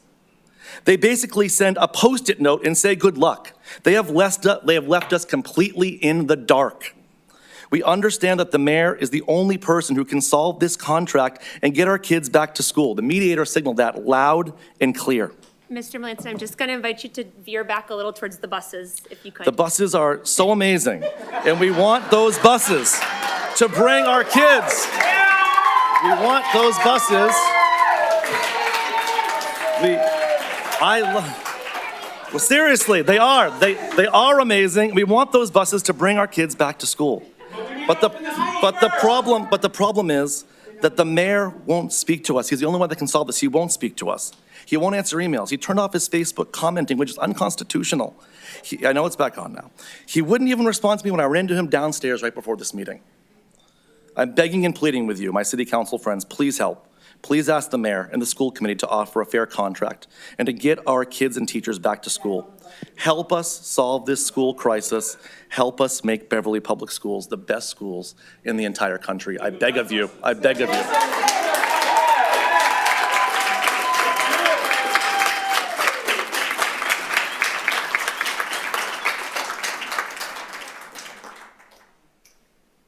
Thank you, Mr. Melanson, and thank you for responding to my invitation to veer back over. I do appreciate it, and I know we kind of all smiled. It is, we have to stay within the parameters of the hearing, and so I need to have us stay within this lane, this bus lane.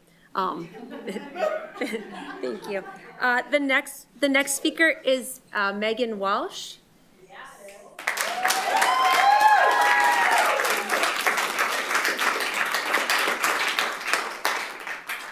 Thank you, Ms. Walsh. You also, if you would begin, name and address for the record, and then you have up to 2 minutes as well. Sure thing. Hi, Megan Walsh, 3 Blake Street here in Beverly. Looking around the room tonight, I see a lot of familiar faces, many in red, but of course, Julie, you and I know each other back from nursery school when we sat on our children's nursery school board together.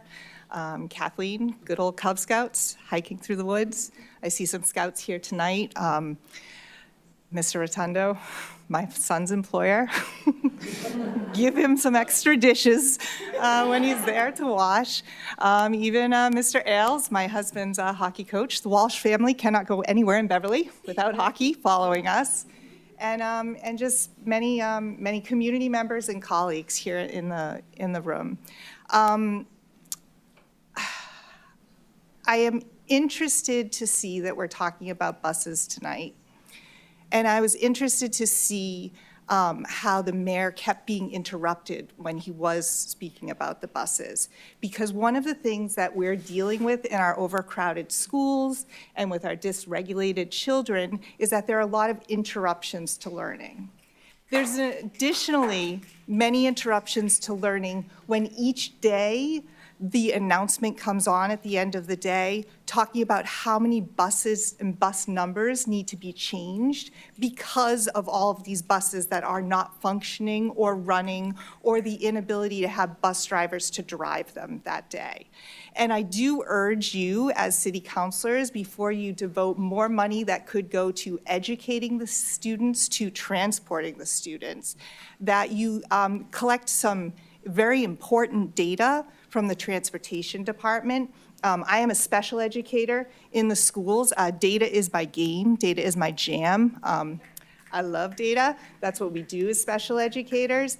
The data in my classroom right now has tripled this year because my caseload is 3 times more than some other people doing the same job as me because a position was canceled.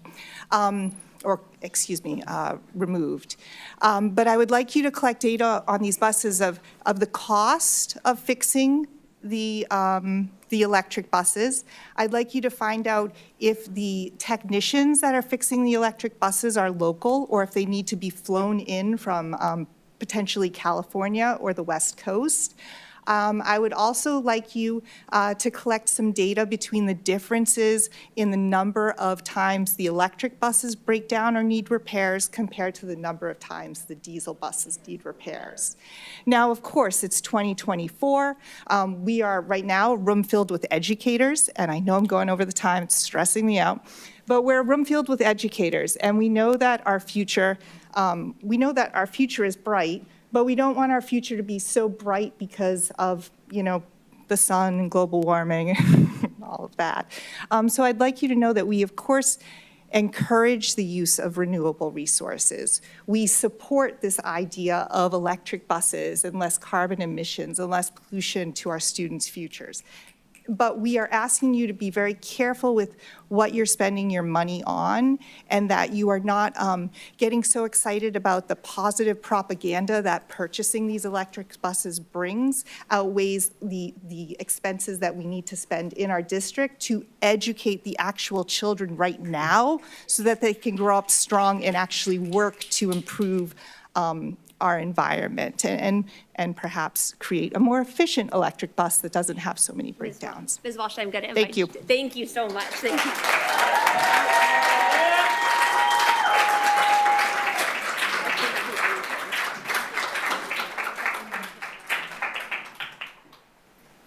The next speaker is Stephanie Schreier, and that.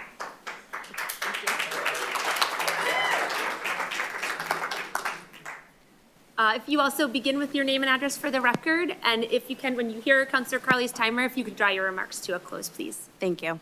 My name is Stephanie Schreier. I live at 2 Duck Pond Road. I'm sad that I'm here tonight to advocate for adequate spending on working conditions and policies that, quite frankly, should not need defending. Electric buses sound great, and I'm all for electric buses and green initiatives. And I'm here pleading with you to do the right thing and to allocate more funds to our public schools to demonstrate how deeply we care about our students and educators. Since working in BPS, I've learned a lot. I was disgusted when I learned that paraprofessionals, the educators who work tirelessly with students one-on-one in small groups and provide a myriad of other supports, especially for special education students, are making poverty wages. I was scared when I learned that my maternity leave would be based on the amount of sick time I saved up. For a teacher in Beverly to take a standard 12-week maternity leave and receive pay, that teacher would need to work for 4 straight years without ever taking a sick day. And if you've ever worked in a school, that is quite impossible. I had to take some weeks unpaid because I wanted to stay at home until my daughter was 3 months old before returning to work. Wild idea, right? My daughter takes the bus. I'm sure she's very excited about the electric buses as well. And I was just going to invite you to come back to you did it. But I read the queue. I read the queue. I got you. I got over you. To the buses. Thank you. I'm worried to see the amount of students who lack the mental health support they so desperately need due to understaffing and underfunding, and can at times be a danger to themselves and others. They need your help. I'm envious of educators in neighboring districts that make a significant amount more than me. For comparison, with my years of experience and level of education, I could be making over $13,000 more than I do now if I began my career in Danvers. And as this person paying for both my college student loans and for classes toward my master's degree out of pocket, which is a requirement by the state, that extra money could really come in handy right now. It's about I don't know, the price of a bus, I guess.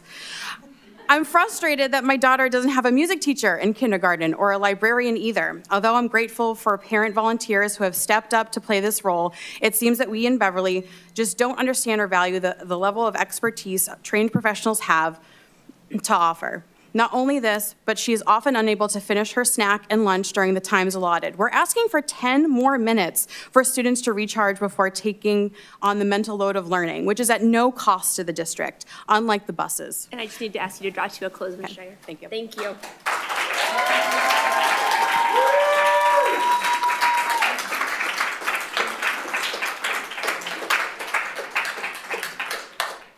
Thank you, Ms. Schreier.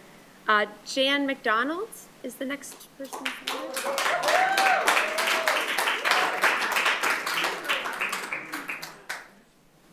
And similarly, if you would begin with your name and address for the record, and then up to 2 minutes, and when you hear Councilor Crowley's timer, if you would draw your remarks to a close, or I will remind you to.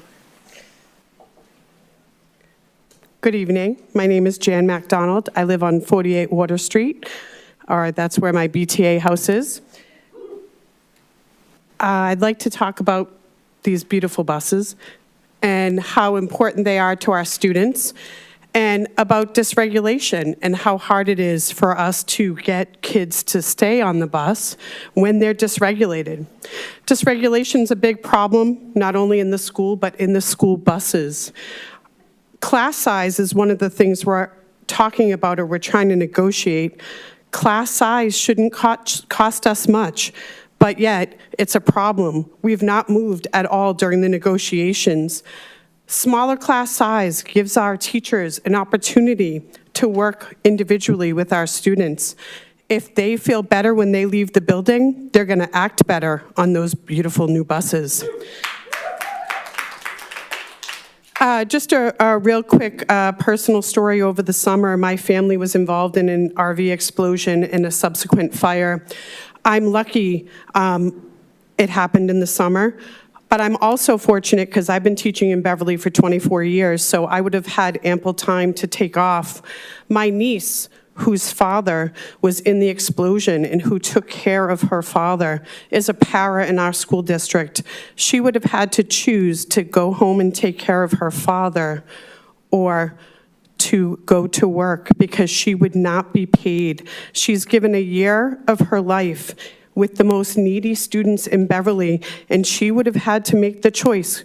I guess I'm thankful that their accident happened on July 2nd, so my niece could take care of her father. Because God forbid it had happened in the spring, winter, or fall. She would have had to choose, can I feed myself or can I take care of my father? I think we need to talk about paid family medical leave. Again, if our families are feeling better, their kids are feeling better, and they behave better on the buses. Ms. McDonald, yeah.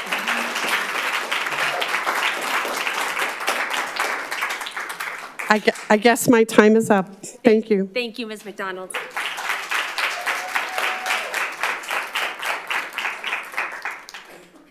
The next person signed up is Caleb McCauley.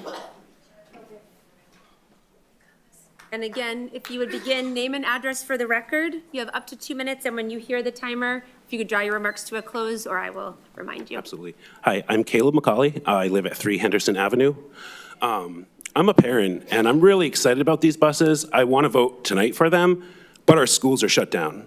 So that's the most important thing. I have 2 kids, one who used to be on the bus, but once he got out of the Ames program, there wasn't enough funding for him to stay on the bus. So I actually have to commute him to school with my daughter too. So I have to transport 2 different kids at 2 different schools at 2 different times. It's very frustrating, and he's on the spectrum. And so the biggest problem in this whole thing is supporting paras. Paras are how my son is going to rise and succeed. And he is so talented. He's an amazing child. And we need to support these teachers. I want to support these buses. I love these buses, but I love these teachers. And I'm here to support every single one of them. My son needs to be in school tomorrow, but not until these teachers are compensated, until the paras are compensated, and until we have schools that can fund themselves Every single year, my daughter's in 5th grade, every single year, my wife, me, and many other parents are buying the supplies for the classrooms because they can't afford it themselves.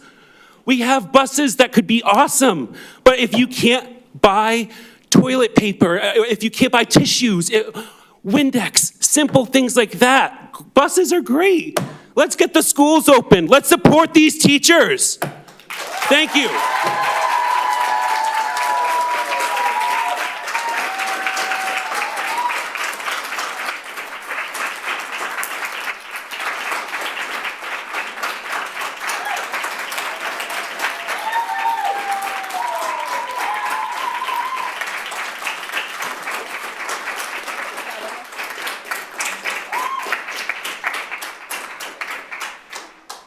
Thank you, Mr. McCauley. The next speaker signed up is Kate Cannon. And similarly, begin with your name and address for the record, please, and then you have up to 2 minutes, and then please draw your remarks to a close, or I will remind you at that point. So, thank you very much, President and Council and Mayor.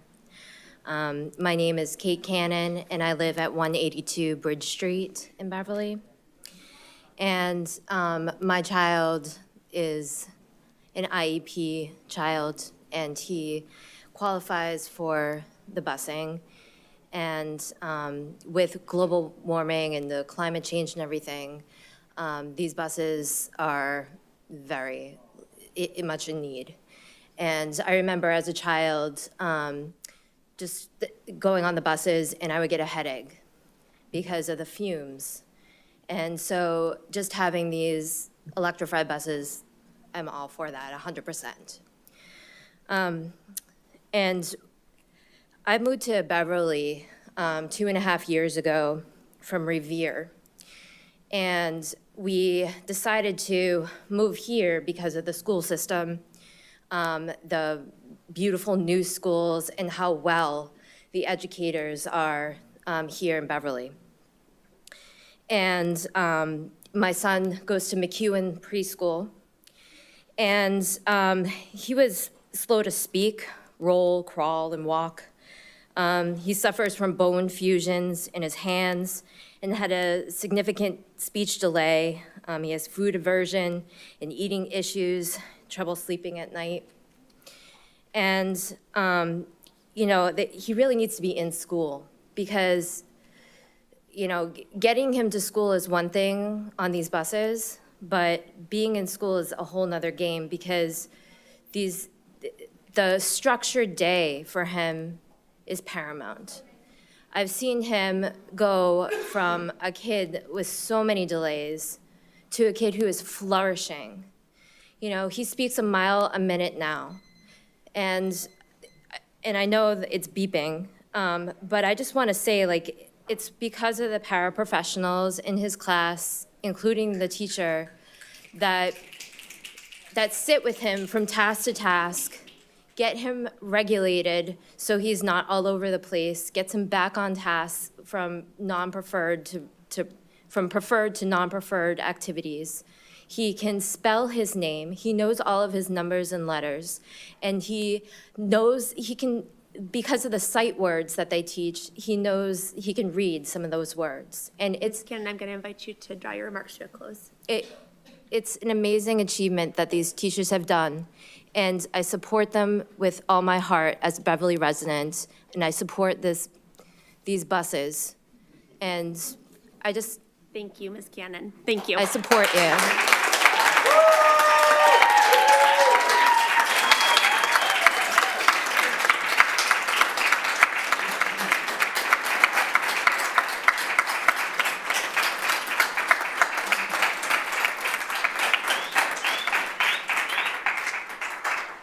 Thank you, Ms. Cannon. The next speaker signed up is Travis Schultz.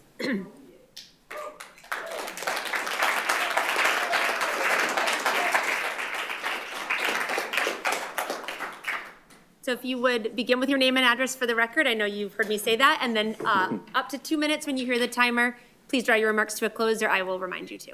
Great, thank you so much. My name is Travis Schultz. I live at 65 Boyle Street in Beverly. I'm very excited about these buses. I'm a certified financial planner, so one of the things our team specializes in is environmental, social, and governance investments. And I see this as an amazing investment for our city, for our kids to see that this is important to us, is important to pass on as a legacy. Also talking about investments, I think an investment that our city has is our children. I think that they are going to be the ones that change the world. I tell my kids one of them could be president one day. They're going to change the world, and the people that are teaching our kids to change the world are in this room right now.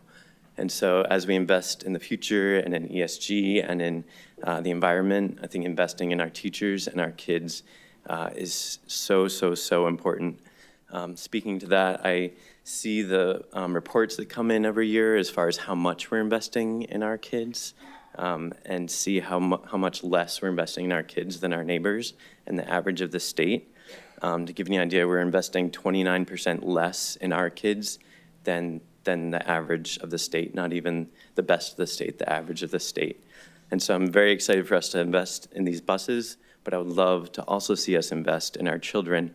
And I think that if we as a city can care about our kids just as much as the rest of the state, that would be really, really impactful. I understand that many of Beverly's residents don't have kids in the public school system. And so if those of us that are in this room, if we can encourage our neighbors to see our kids as an investment, then maybe they'll also be willing to vote and increase the budget. I understand that there's always a lack of money as a financial planner. That's always a thing with people. But if we can, and I know might not be that popular, but raise taxes so that we can have enough money to actually invest in these kids long term, I think that would be very impactful.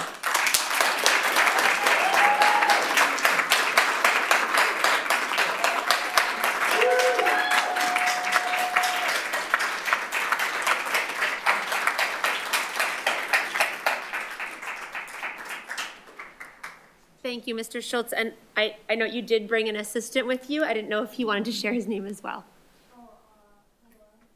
What was it? Nice to meet you, Kalel. Thanks for being here.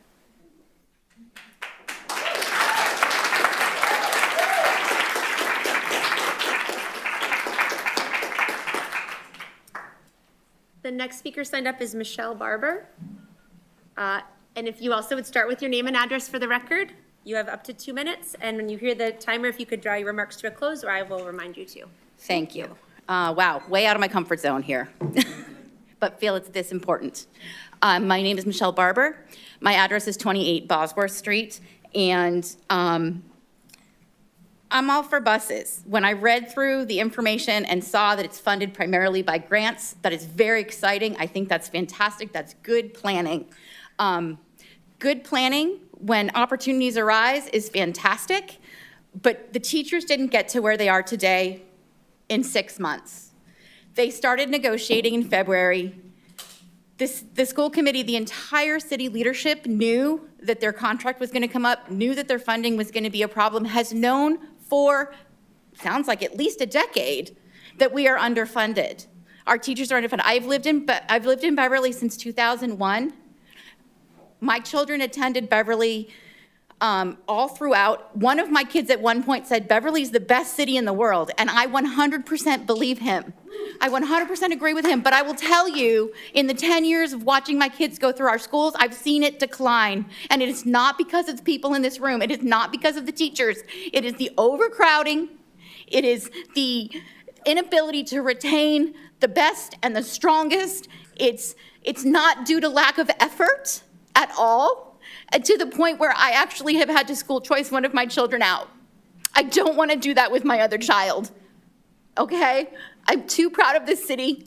And we have been attracting wonderful, wonderful families who aren't going to stay, because one of the reasons they've come here is because of the quality of our schools.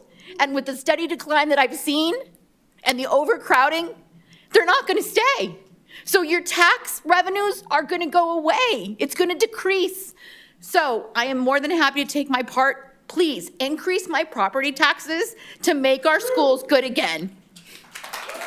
But in doing so, I fully expect the city to take on a hit as well. Okay, and if that means we don't buy 8 school buses, then we buy less with the grants that we currently have and put money to get our kids back to school now and Ms. support Barber, everyone in this room. You couldn't hear it because of the clapping, but the timer did go off, so I'll invite you to draw to a close, please. Thank you very much. I really appreciate it, and all of you and all of your work and all of the work on this.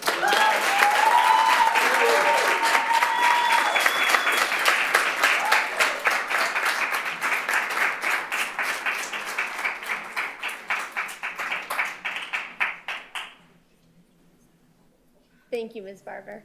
The next person signed up to speak is Laura Newton.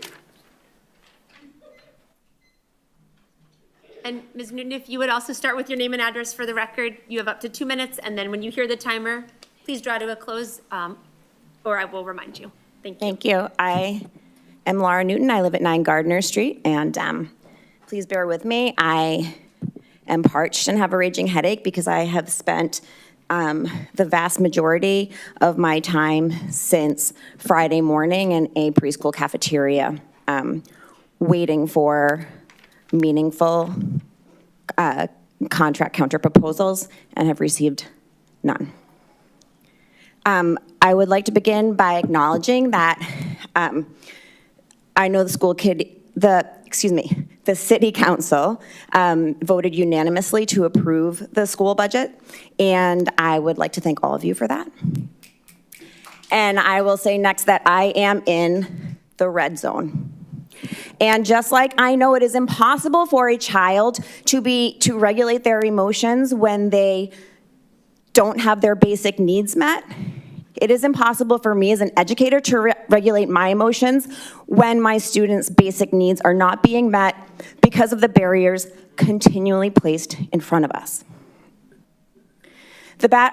Somebody pointed out to me that the battery life of one of these buses, I believe 15 years, is the length of time that it would take a paraprofessional to earn a 3rd personal day under the school committee's proposal. I'm tired. I understand that we all love these buses, but I am tired of Mayor Cahill pulling money out of his pocket for one-time expenses. Of course, our students deserve world-class buses, but I refuse to stand by idly as you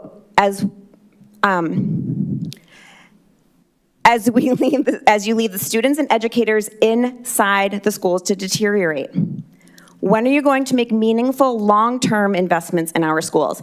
Year after year, we have bent over backwards and stretched ourselves thin to try to provide our students the education and specialized services you were mandated to provide them, despite the barriers the school committee and administration continually drop in front of us because of grave underfunding and mismanagement. And here's our breaking point. You are not looking past the bleachers under new lights or no emissions buses to see the actual human children that these facilities are serving. These material upgrades will deteriorate over time and need to be replaced. But what happens inside our schools sets the trajectory of a child's entire life, and you have robbed us of our best ability to send them into the world soaring, and we are done. If underinvesting in our students and educators is the legacy you want to leave, so be it. If you want to ignore the deep problems in our community continues to improve, continues to implore you to fix, so be it, but we will not let it happen. Fund our schools and open them now.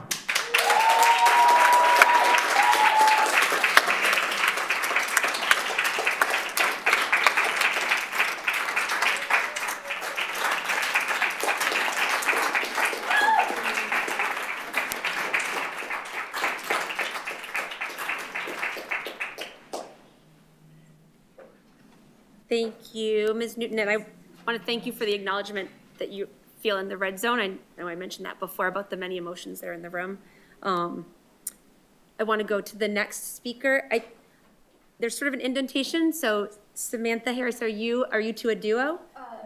We're going to speak separately. Let's Okay. stand together if that's okay. Okay, but you're two separate signups. Okay, so we'll start with Samantha Harris. And you also, if you could start with your name and address for the record. You have up to 2 minutes. When you hear the timer go off, please draw your remarks to a close. Samantha Harris, 161 Lothrop Street. I would like to start by quoting a wise elder. Where we're going, we don't need roads. I'm also writing this on a old receipt, so please bear with me. And this is where I freeze. Why pay for top-of-the-line, awesome buses and infrastructure projects if we are not going to, have the same for our education and supporting our teachers and staff and all that? It's not just the awesome families that are here now, because we are the best, but it's also for the families and the professionals that we want to bring into our community. We would like to attract to our city. Man, I didn't think I'd be this bad, but here I am. All right. I don't want to be embarrassed to talk about our buses anymore because those buses sound amazing. And I also don't want to be embarrassed to talk about where we rank in the city for our teachers and all that either, because I am trying to get all of my friends and family to move down here, and I would like to use that as bragging points, please. Also, we're not affiliated with the Scouts right now. We just didn't get to change before we came here. Thank you very much. Thank you.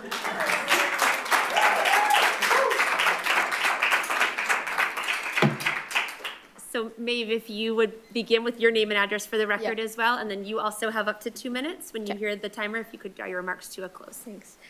Hi, I'm Maeve Harris, 161 Lothrop Street. I'm currently in my first year of high school, and in the 10 years I've had of learning, I've had the best teachers. The best. But we're not here to talk about that. We're here to talk about the super cool buses. Yeah, I did not start taking the bus until I was starting middle school in 5th grade. I was very lucky to get one of the electric buses that year. It very rarely broke down, and I had a very good experience on it. However, for the next few years, I was switched to a different bus route, further from my home due to overcrowding in the buses. I had a much more difficult experience due to confusion with the bus routes getting switched constantly, and I also felt really sick, like someone said earlier about getting headaches and stuff. I experienced that too. And I really do not want to feel that dread coming home from school every day, feeling sick on the bus. I found that having the newer buses, they can make transitions from a rough day of school to home much better. They can even improve how people perceive the ride. It can make people behave better if they feel better on the buses, whether that's physically wise or mentally wise. Thank you.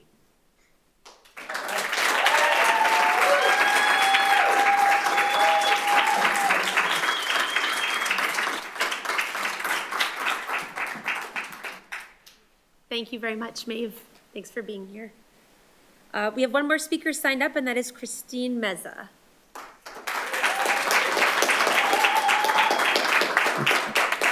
And I know you've heard me say this so many times, but please, your name and address for the record. When you hear the timer go off after 2 minutes, please draw your remarks to a close, or I will remind you to. I'm a teacher. I'm a fast talker, so that's okay. I can do that.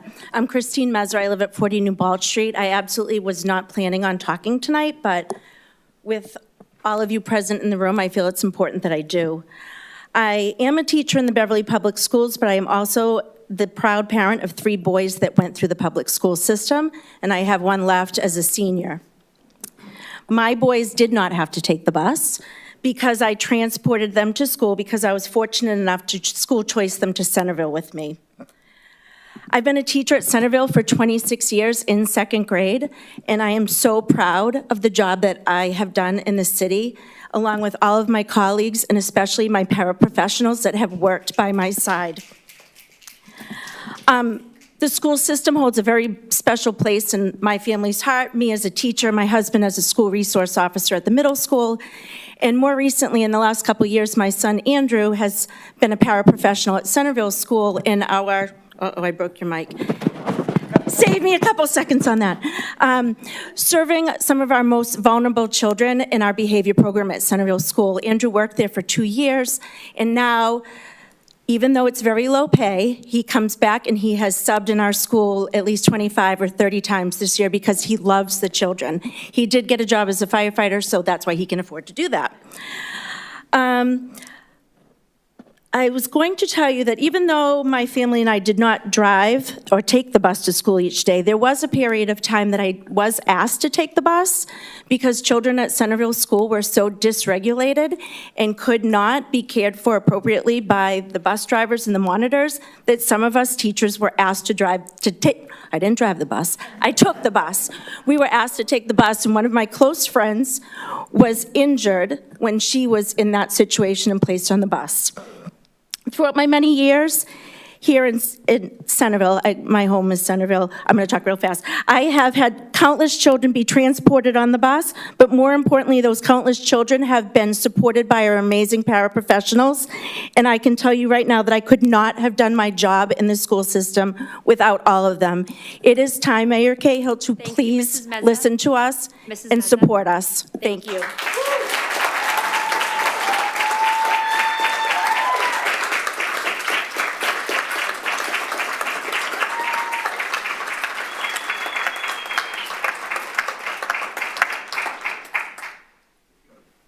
That was the last public speaker that was signed up to speak. Is there any other member of the public who wished to speak in this public hearing? If you could please begin with your name and address for the record, especially, I want to make sure the clerk has a chance to write it down just so we don't have you on the list. Yep, Mike Collins, not the other Mike Collins who works for the city, even though I get his emails sometimes. And I live at 67 Lovett Street. I'd like to say I'm an expert in riding buses. Not driving them, even though I did that for a short time for the Beverly YMCA, as well as the North Shore Education Consortium for a brief time. I ride the bus with our varsity soccer team and JV soccer team, who I proudly coach for here at the high school. I have ridden the bus with dysregulated students as they choke and pull my hair and asking Denise, God rest her soul, to call the police to please pull over in front of the Ford dealership so that we can have some help and safely deliver our kids home. I've also ridden other kinds of buses when kids have been so dysregulated at school, they've had to take an ambulance to the hospital. This is far too common, and it doesn't have to be like this. We're better. That's all. Thank you.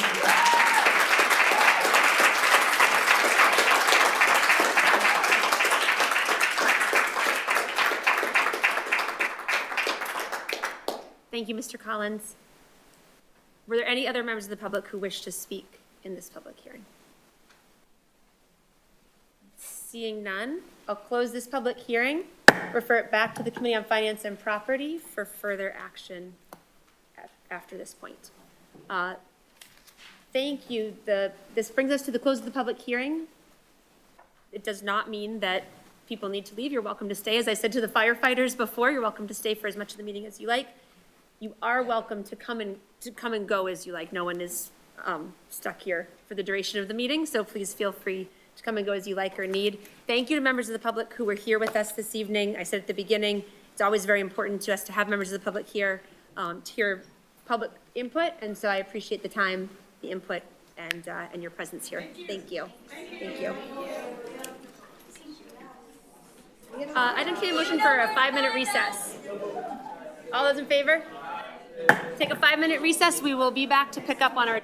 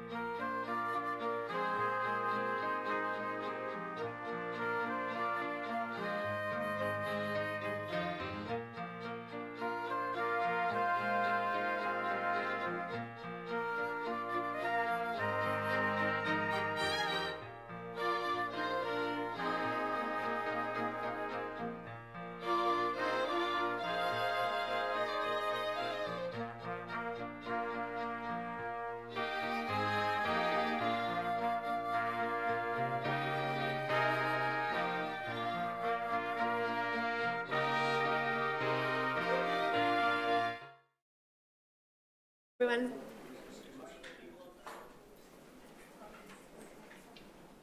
And call the full council back to order. Thank you.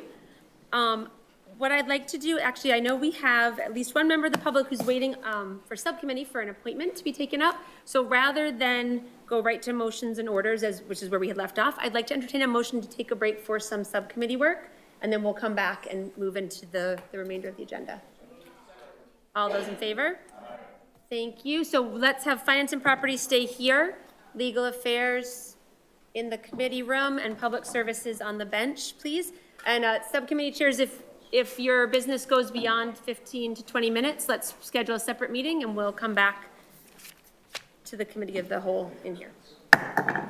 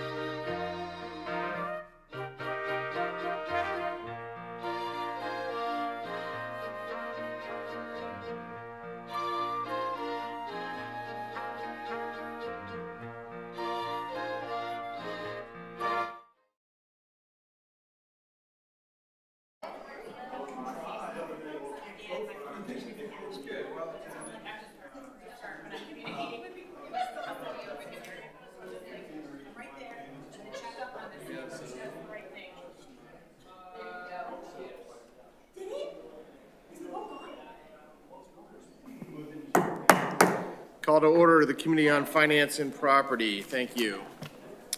Committee members, we have a number of items before us tonight, several of which are grants. Maybe we can invite Ms. Barrett to the podium. We can start with some of these. First one is Order 291, donation for Mr. Modugno for $500 for the Beverly Police Department for the purchase of uniforms. Do you want to tell us a little bit about this one? Thank you, Councilor St. Hilaire. Yes, this is a donation that we've been receiving annually for the police department for the purchase of uniforms. And I believe Mr. Modugno makes this donation pretty much every year. Chief LaLasha is with us if he wants to add a comment or no. I'm just curious how many uniforms we get. With $500?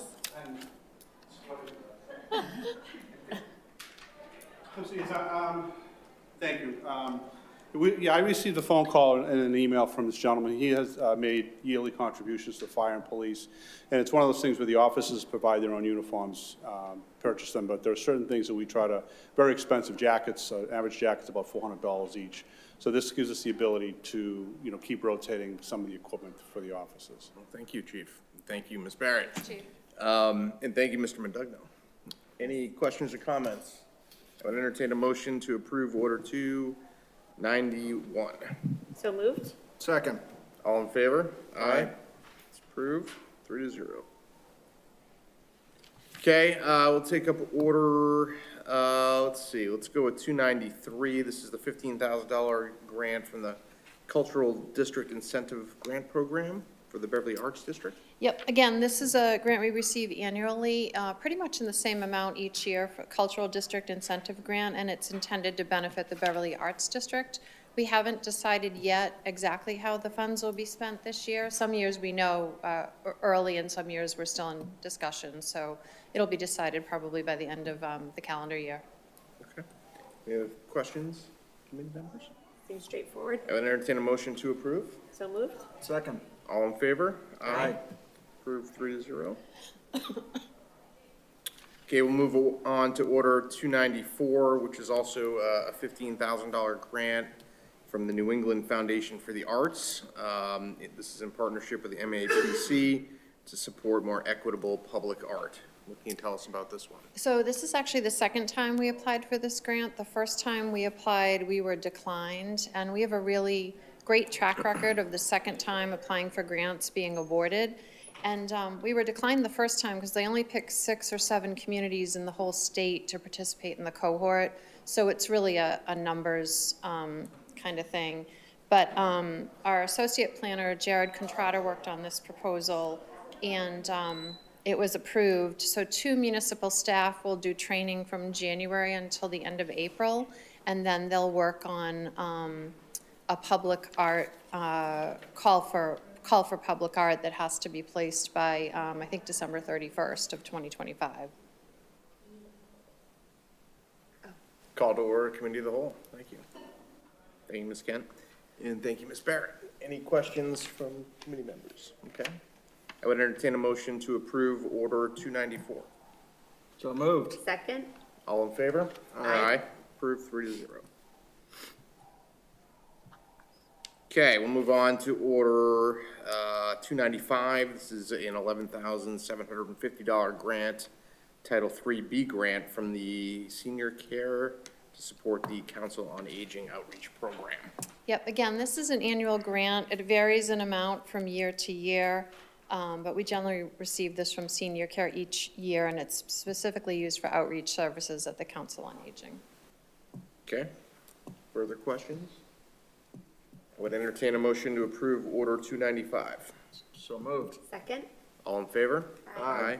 That is approved. Thank you, Ms. Barrett. Thank you. I think that is all, right? Yeah.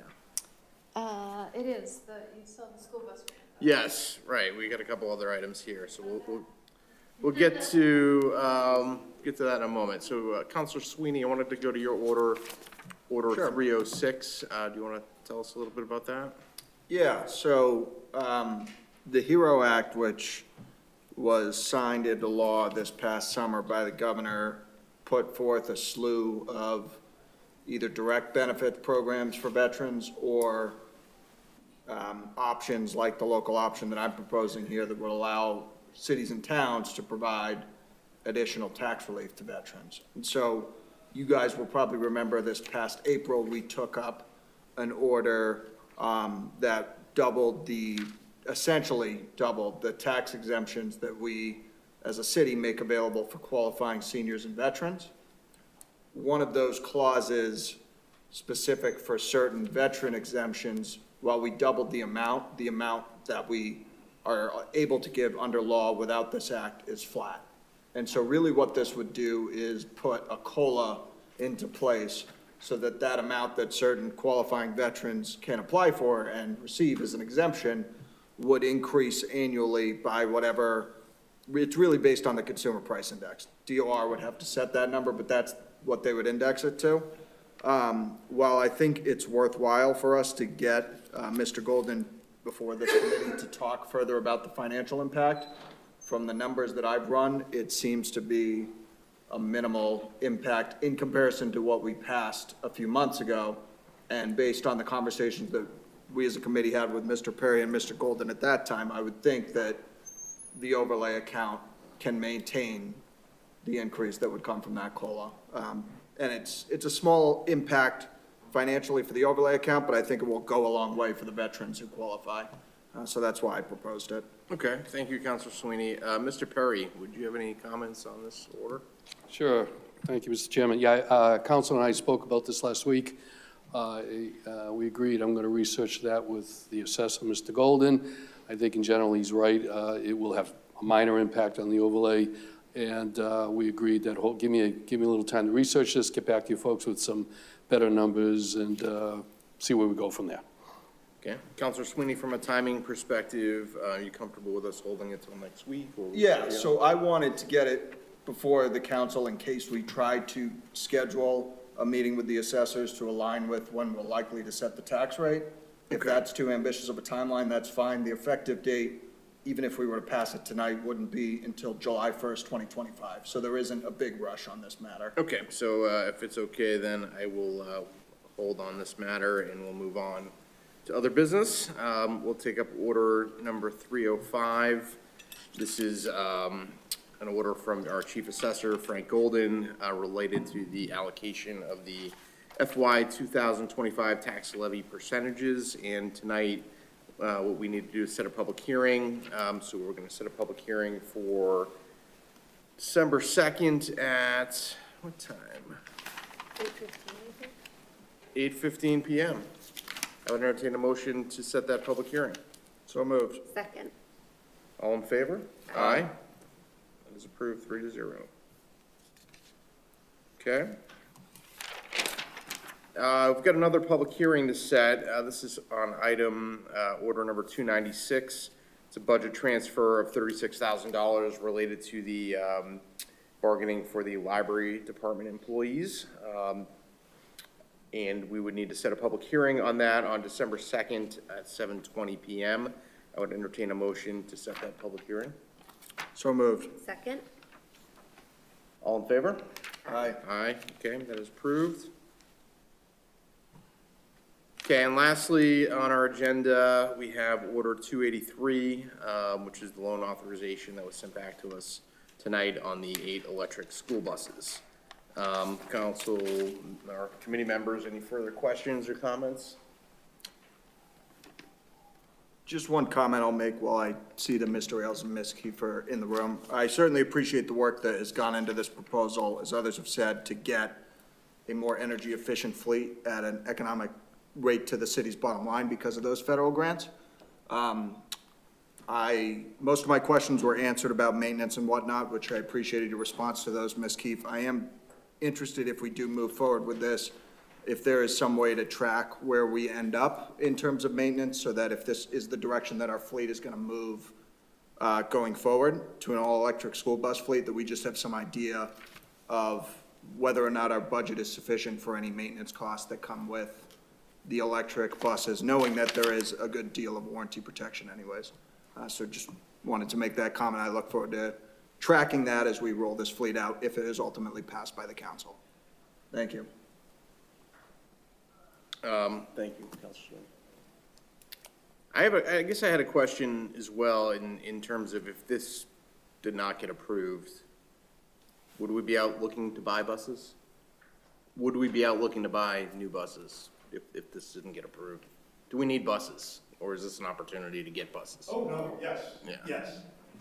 What's the make on the oldest buses that we're getting rid of, 2010 through 14? Yeah, they're all 2010.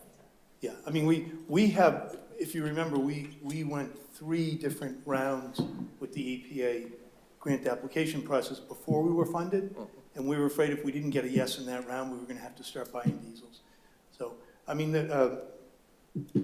Cruikshank and the mechanics at the school transportation department have done a great job of keeping everything on the road, passing inspection, but it's time. It's time. Nothing's being rushed. Nothing's ahead of schedule. This is on the schedule that, that we've been working on for several years. Thank you. Thank you, Mayor. And Mr. Perry, the funds for the grants, those are in our accounts? We have that money? No, not yet. We have to approve the grants, and or some of the grants anyways, and they want to, if the reason of doing the loan authorization allows them to do purchase orders.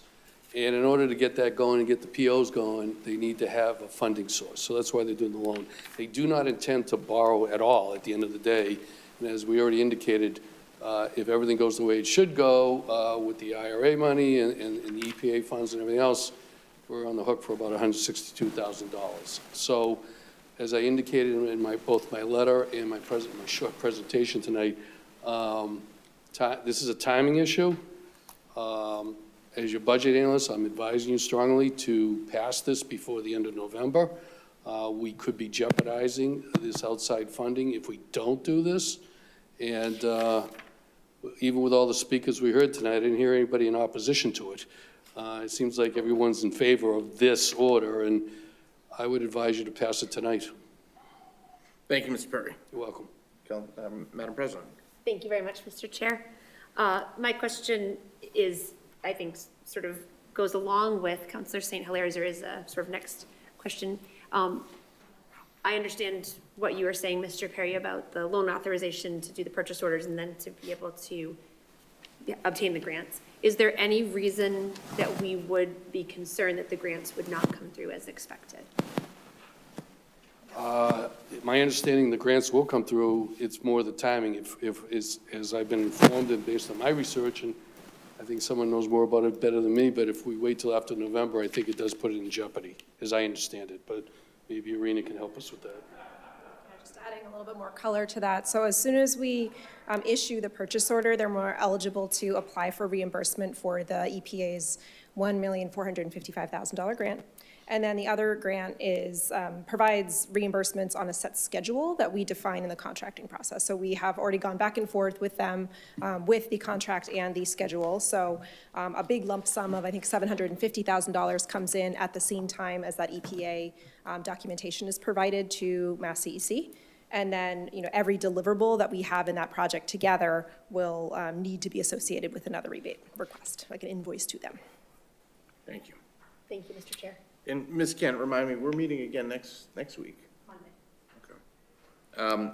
Mr. Perry, I hear you saying end of the month, and I guess for the administration, is there any concern about delaying this till Monday?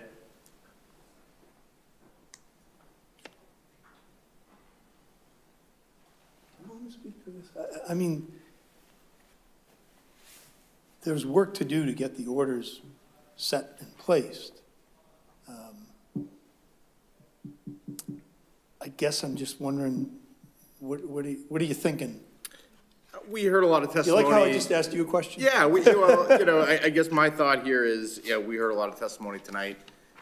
There is an expense of city money here. I'm not sure I'm comfortable voting on it necessarily tonight and would like a little bit more time to consider it. And I guess thinking about your timeline, I don't want to put the project in jeopardy if that's going to be the case, but if it can wait a week, that would help me feel better about the vote. What if you didn't put it up for a vote tonight, and it comes back next Monday, and then one of your colleagues puts a hold on it? That would be a risk. I guess we'd call an emergency meeting, and that, maybe the week of Thanksgiving.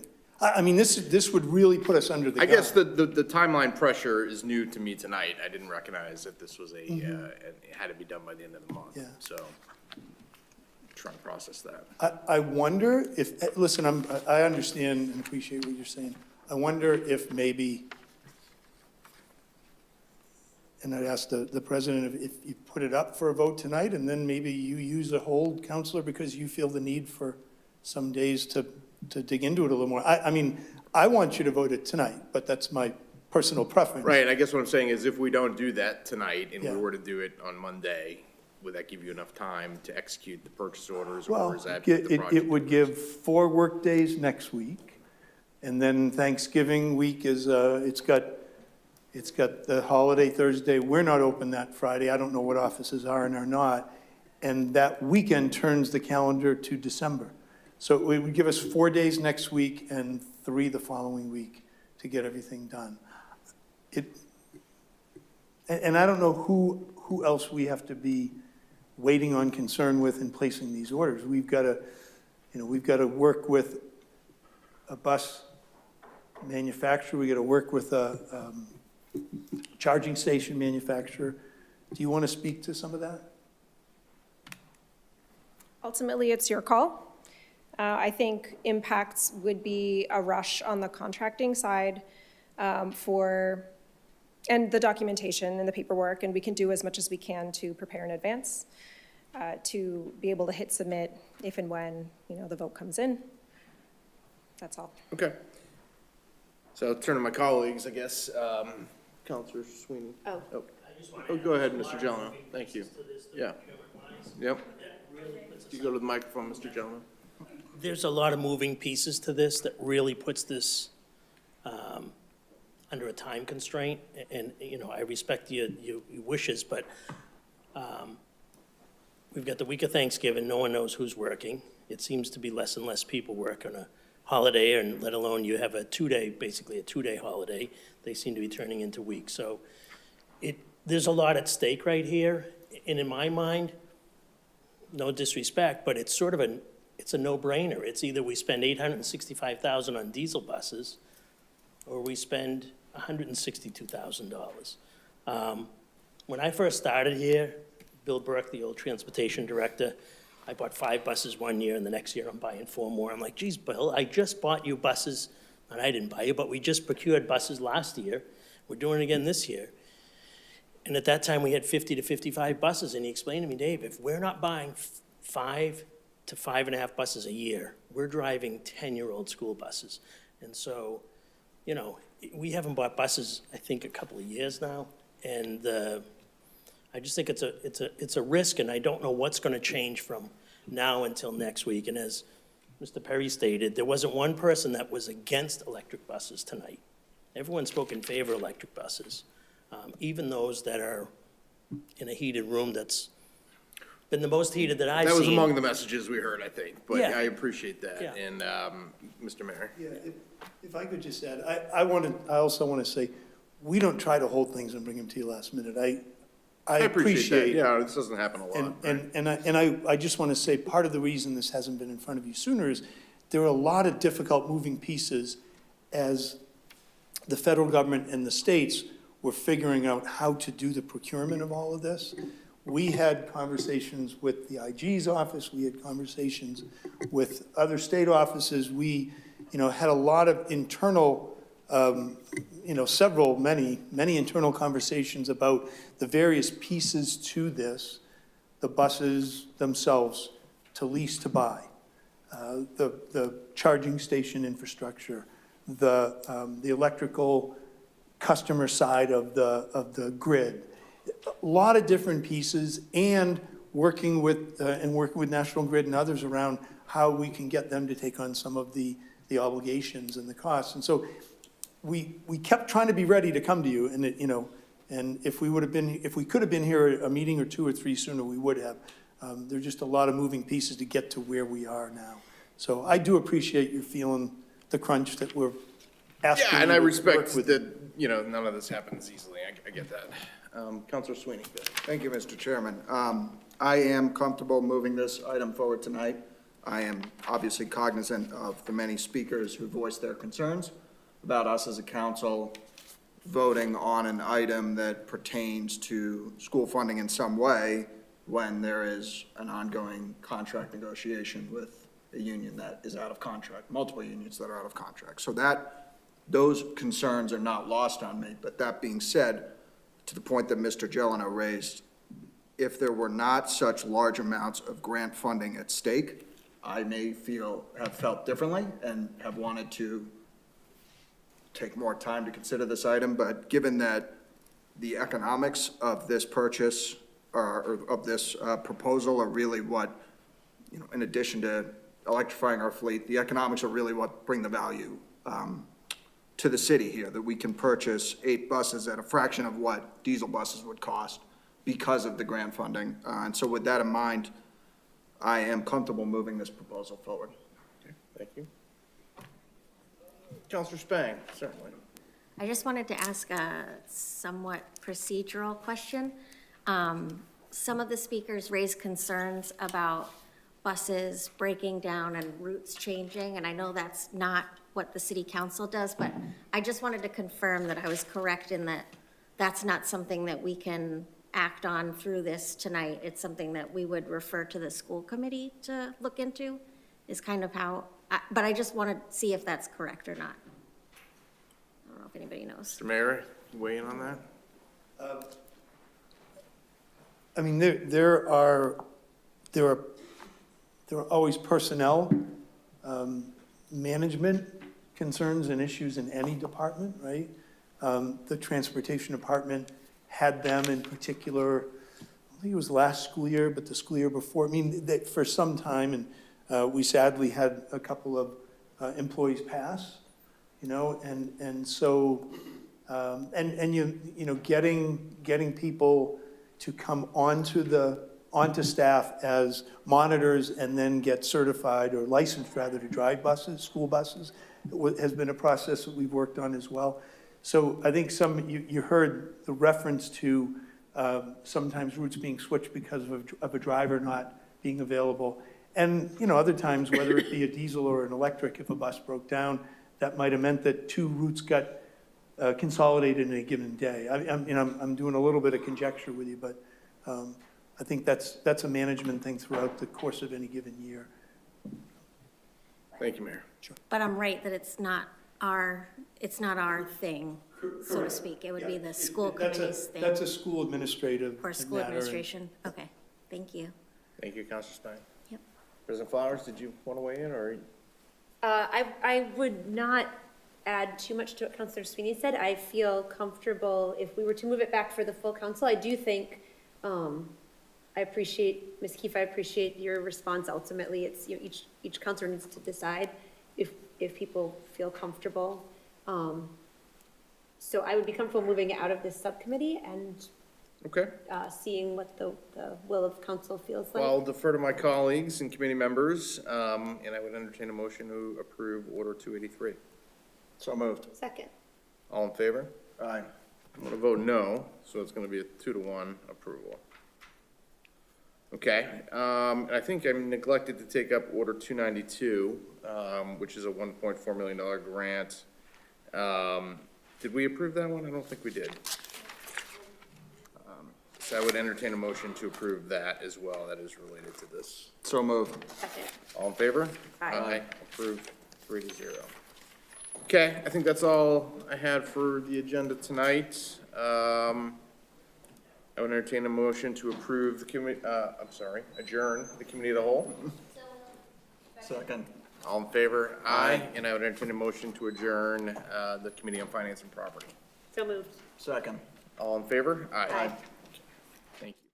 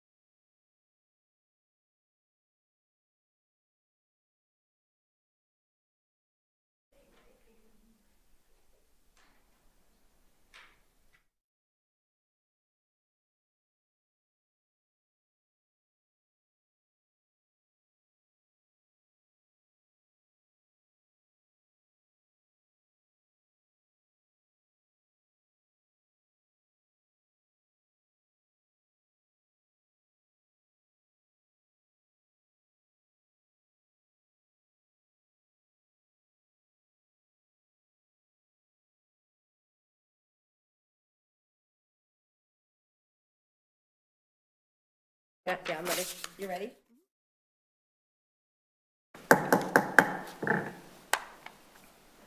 Call the full council back to order. And before we get to reports of committees, we will go to motions and orders. We do have 2 orders available. As I was saying earlier this evening, we almost got to this, and we have 2 that are available for final passage, second vote, final passage this evening. And the first is Order 236. This is amendments to the Beverly zoning ordinance to comply with Mass General Law, Chapter 40A, Section 3A, the MBTA Communities Act. Notice of the City of Beverly hereby given in accordance with the Mass General Law, Chapter 40A, Section 5, that the Beverly City Council and Planning Board held a public hearing on October 7th in the City Council chambers, third floor, relative to proposed amendments to various sections of the Beverly Code of Ordinances, Chapter 300 zoning, and the zoning map for the purpose of complying with Mass General Law, Chapter 40A, Section 3A, commonly known as the MBTA Community Zoning Law. And this was in the newspaper twice. This is for the second vote. Thank you, Ms. Kent. Is there a motion to approve Order 236? Is there any further discussion? Thank you. All those in favor? Aye. That carries 9-0, and that is for final vote and passage this evening. Thank you, councilors. And then we have also available for a second reading, second vote, final reading, second vote is Order 287. And this is a request for an ordinance change to Section 270, 25B, stop intersections. Order number 287. Hold on, I don't know where the vote was.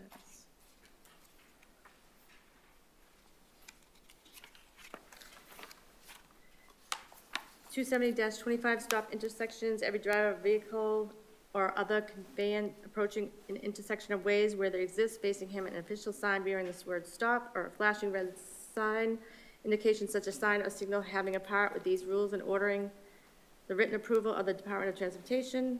In accordance with the foregoing, the erection of the maintenance of an isolated stop sign or flashing red signal, as the case may be, are authorized so as to face, I just have to find which one is which.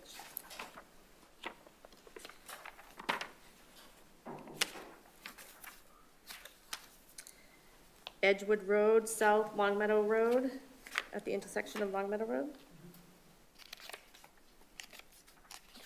Is that the only one? Yes. Yes. Yeah? Yep, thank you. And this was in the newspaper. Oh, there is a second one? Sawyer Road, Collins Street. Sawyer Road on Collins Street. Okay. Thank you. You're Thank you, welcome. Counselor. Happy to help. Oh, thank you. So is there a motion to approve Order 287? Second. Any further discussion? Oh, okay. You were just, okay. All those in favor? Aye. Thank you. Counselor Sven leading the way on that one. Thank you. All right, let's go to reports from committees, please, Ms. Kent. Order number 272, the Committee on Legal Affairs, to whom refer the matter regarding an appointment for Marcus Glenn to serve on the planning board, have considered the matter and beg leave to fall. Recommend the council approve this appointment. Are there questions or comments on this one? The question comes on the acceptance of the proposal and adoption of the order. All those in favor, aye. Aye. That carries 9-0.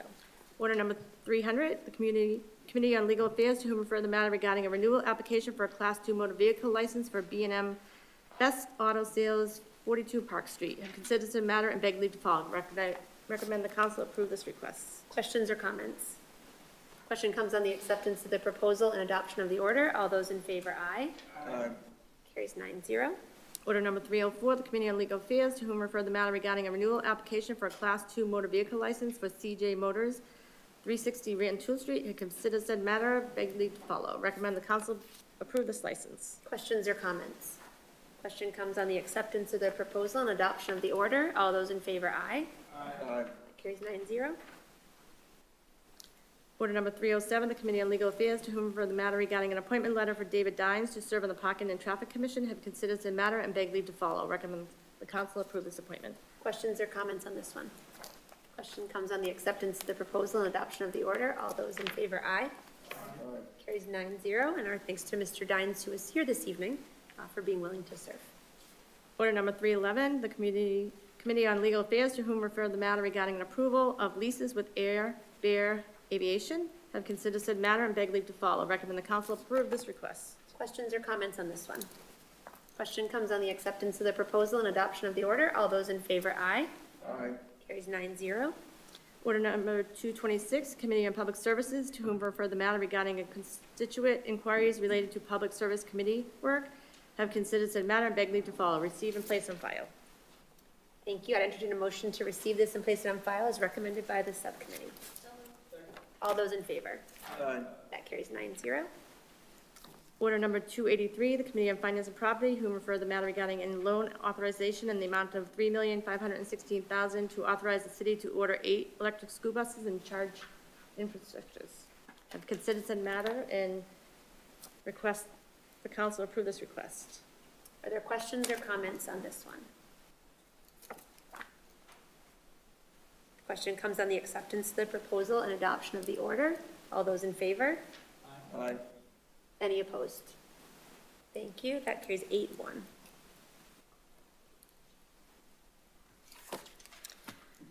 Order number 291, the Committee on Finance and Property, to whom refer the matter regarding a donation of $500 from Mr. James Modugno to purchase uniforms for the Beverly Police Department, have considered said matter and beg leave to follow. Recommend the council approve this request.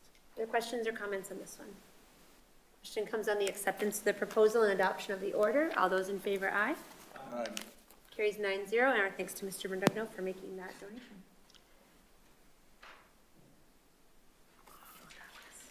Order number 293, the Committee on Finance and Property, to whom refer the matter regarding a grant for $15,000 for Culture District Incentive Grant from Mass Culture Council to support the Beverly Arts District. Have considered said matter and beg leave to follow. Recommend the council approve this request. Questions or comments? Question comes on the acceptance of the proposal and adoption of the order. All those in favor, aye. Aye. Carries 9-0. Order number 294, the Committee on Finance and Property, to whom refer the matter regarding a grant for $15,000 from the New England Foundation for the Arts in partnership with the Metropolitan Area Planning Council to support more equitable public art. Have considered the matter and beg leave to follow. Recommend the council approve this request. Questions or comments? Question comes on the acceptance of the proposal and adoption of the order. All those in favor, aye. Carries 9-0.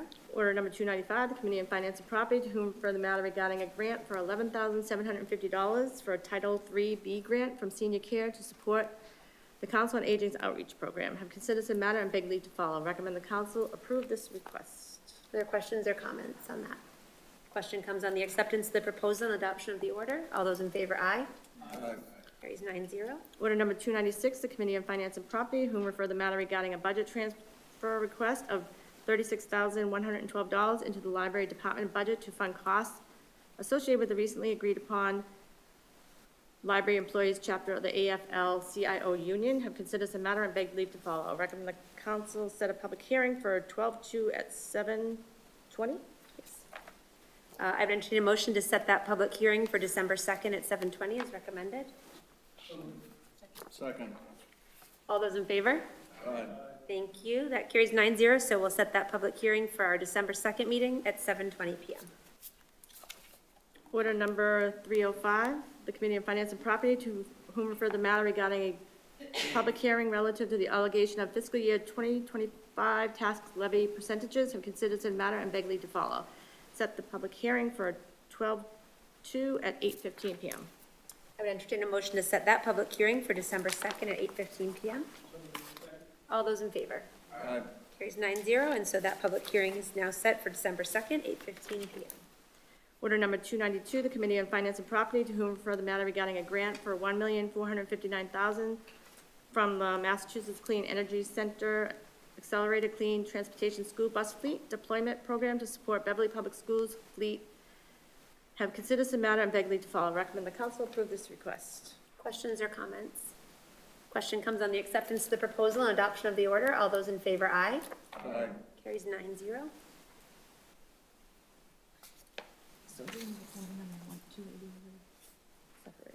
Yes, and so that's, then we're on to unfinished business, right? Oh, no, you're still Correct. reporting out. No, well, this report's out. Sorry. Yeah, Go ahead, that's Ms. okay. Ken, I'm sorry. That's right. Order 280, the Committee on Finance and Property, to whom refer the matter regarding a report regarding an elected salary evaluation related to the mayor, city council, and school committee. Have considered said matter and beg leave to follow. Set a public hearing for December 2nd at 7:30 p.m., but they To bifurcate the order. bifurcate the order to, this will be 280A for the public hearing. Thank you. So, councilors, the recommendation is to bifurcate Order 280 so that 280A is the proposed ordinance change itself on which we can actually have the public hearing, and 280 will remain the report that we received from Mr. Perry. Order 280 will remain under unfinished business from a previous meeting on the understanding that we would want to be able to talk about 280, the report, in the context of the public hearing. So the question now is on first we need a motion to bifurcate the order. All those in favor? Aye. Thank you. And that was as recommended by the subcommittee. And so with that, now I entertain a motion to set the public hearing as recommended by the subcommittee on 280A. This is the proposed ordinance change portion for December 2nd at 7:30. Second. All those in favor? Aye. Thank you. That carries 9-0, and so that public hearing is now set for our December 2nd meeting at 7:30. That's it? That was it? Okay, thank you. Thank you, Ms. Kent. Thank you to everyone who joined us for this meeting today. There were many folks who joined us at different points, so thank you to everyone who was here. Thank you to everyone who spoke. Thank you to Kim, keeping us streaming on BevCam as always. Thank you to Mayor Cahill, you and your staff who were here presenting, and Ms. Barrett presenting on all of those different grants for us as well. Thank you for that. Counselors, are there, and Mr. Perry, I'm so sorry. I just seem like I'm. You keep being behind someone, but I do seem on a mission to forget you tonight, and I'm so sorry. Thank you for being here with us. Yes, thank you, Assistant Solicitor Olmexon, for being here with us as well. And Ms. Barber, I think you get the award for longest standing member of the public still here. Counselors, are there announcements or reminders? Counselor Spang, please. Yes, the Veterans Council posted that they would like some help with flag cleanups from the cemeteries this weekend. So if anybody is available to do that, you can give Corey a call. His number is listed on the posts. Thank you very much, Counselor Spang. And thank you to our veterans agent, and our veterans for the Veterans Day ceremonies that happened in our city on Monday. Counselor Feldman. Yes, thank you. I just want to remind everyone that tomorrow is the first meeting of 3 of the financial forecasting meeting, or the Financial Forecast Committee, and it is at 5:15 here in council chambers. Thank you very much, Counselor. Thanks. Any other announcements from counselors or reminders? I have one I was asked to share with counselors, which is an invitation from the Holiday Parade Committee to the City Council to walk in that parade if you are not otherwise engaged in a different float or opportunity. I know some counselors are doing other things, but I am passing along that invitation from Al Temkin and other members of that committee for counselors to join in that parade, and that's on December 1st. It's a Sunday afternoon. Well, thank you also to our assistant clerk, our city clerk, for being here with us, and with that, I would entertain a motion to adjourn. All those in favor? That carries 9-0. We're adjourned. Good night, everyone. Thank you.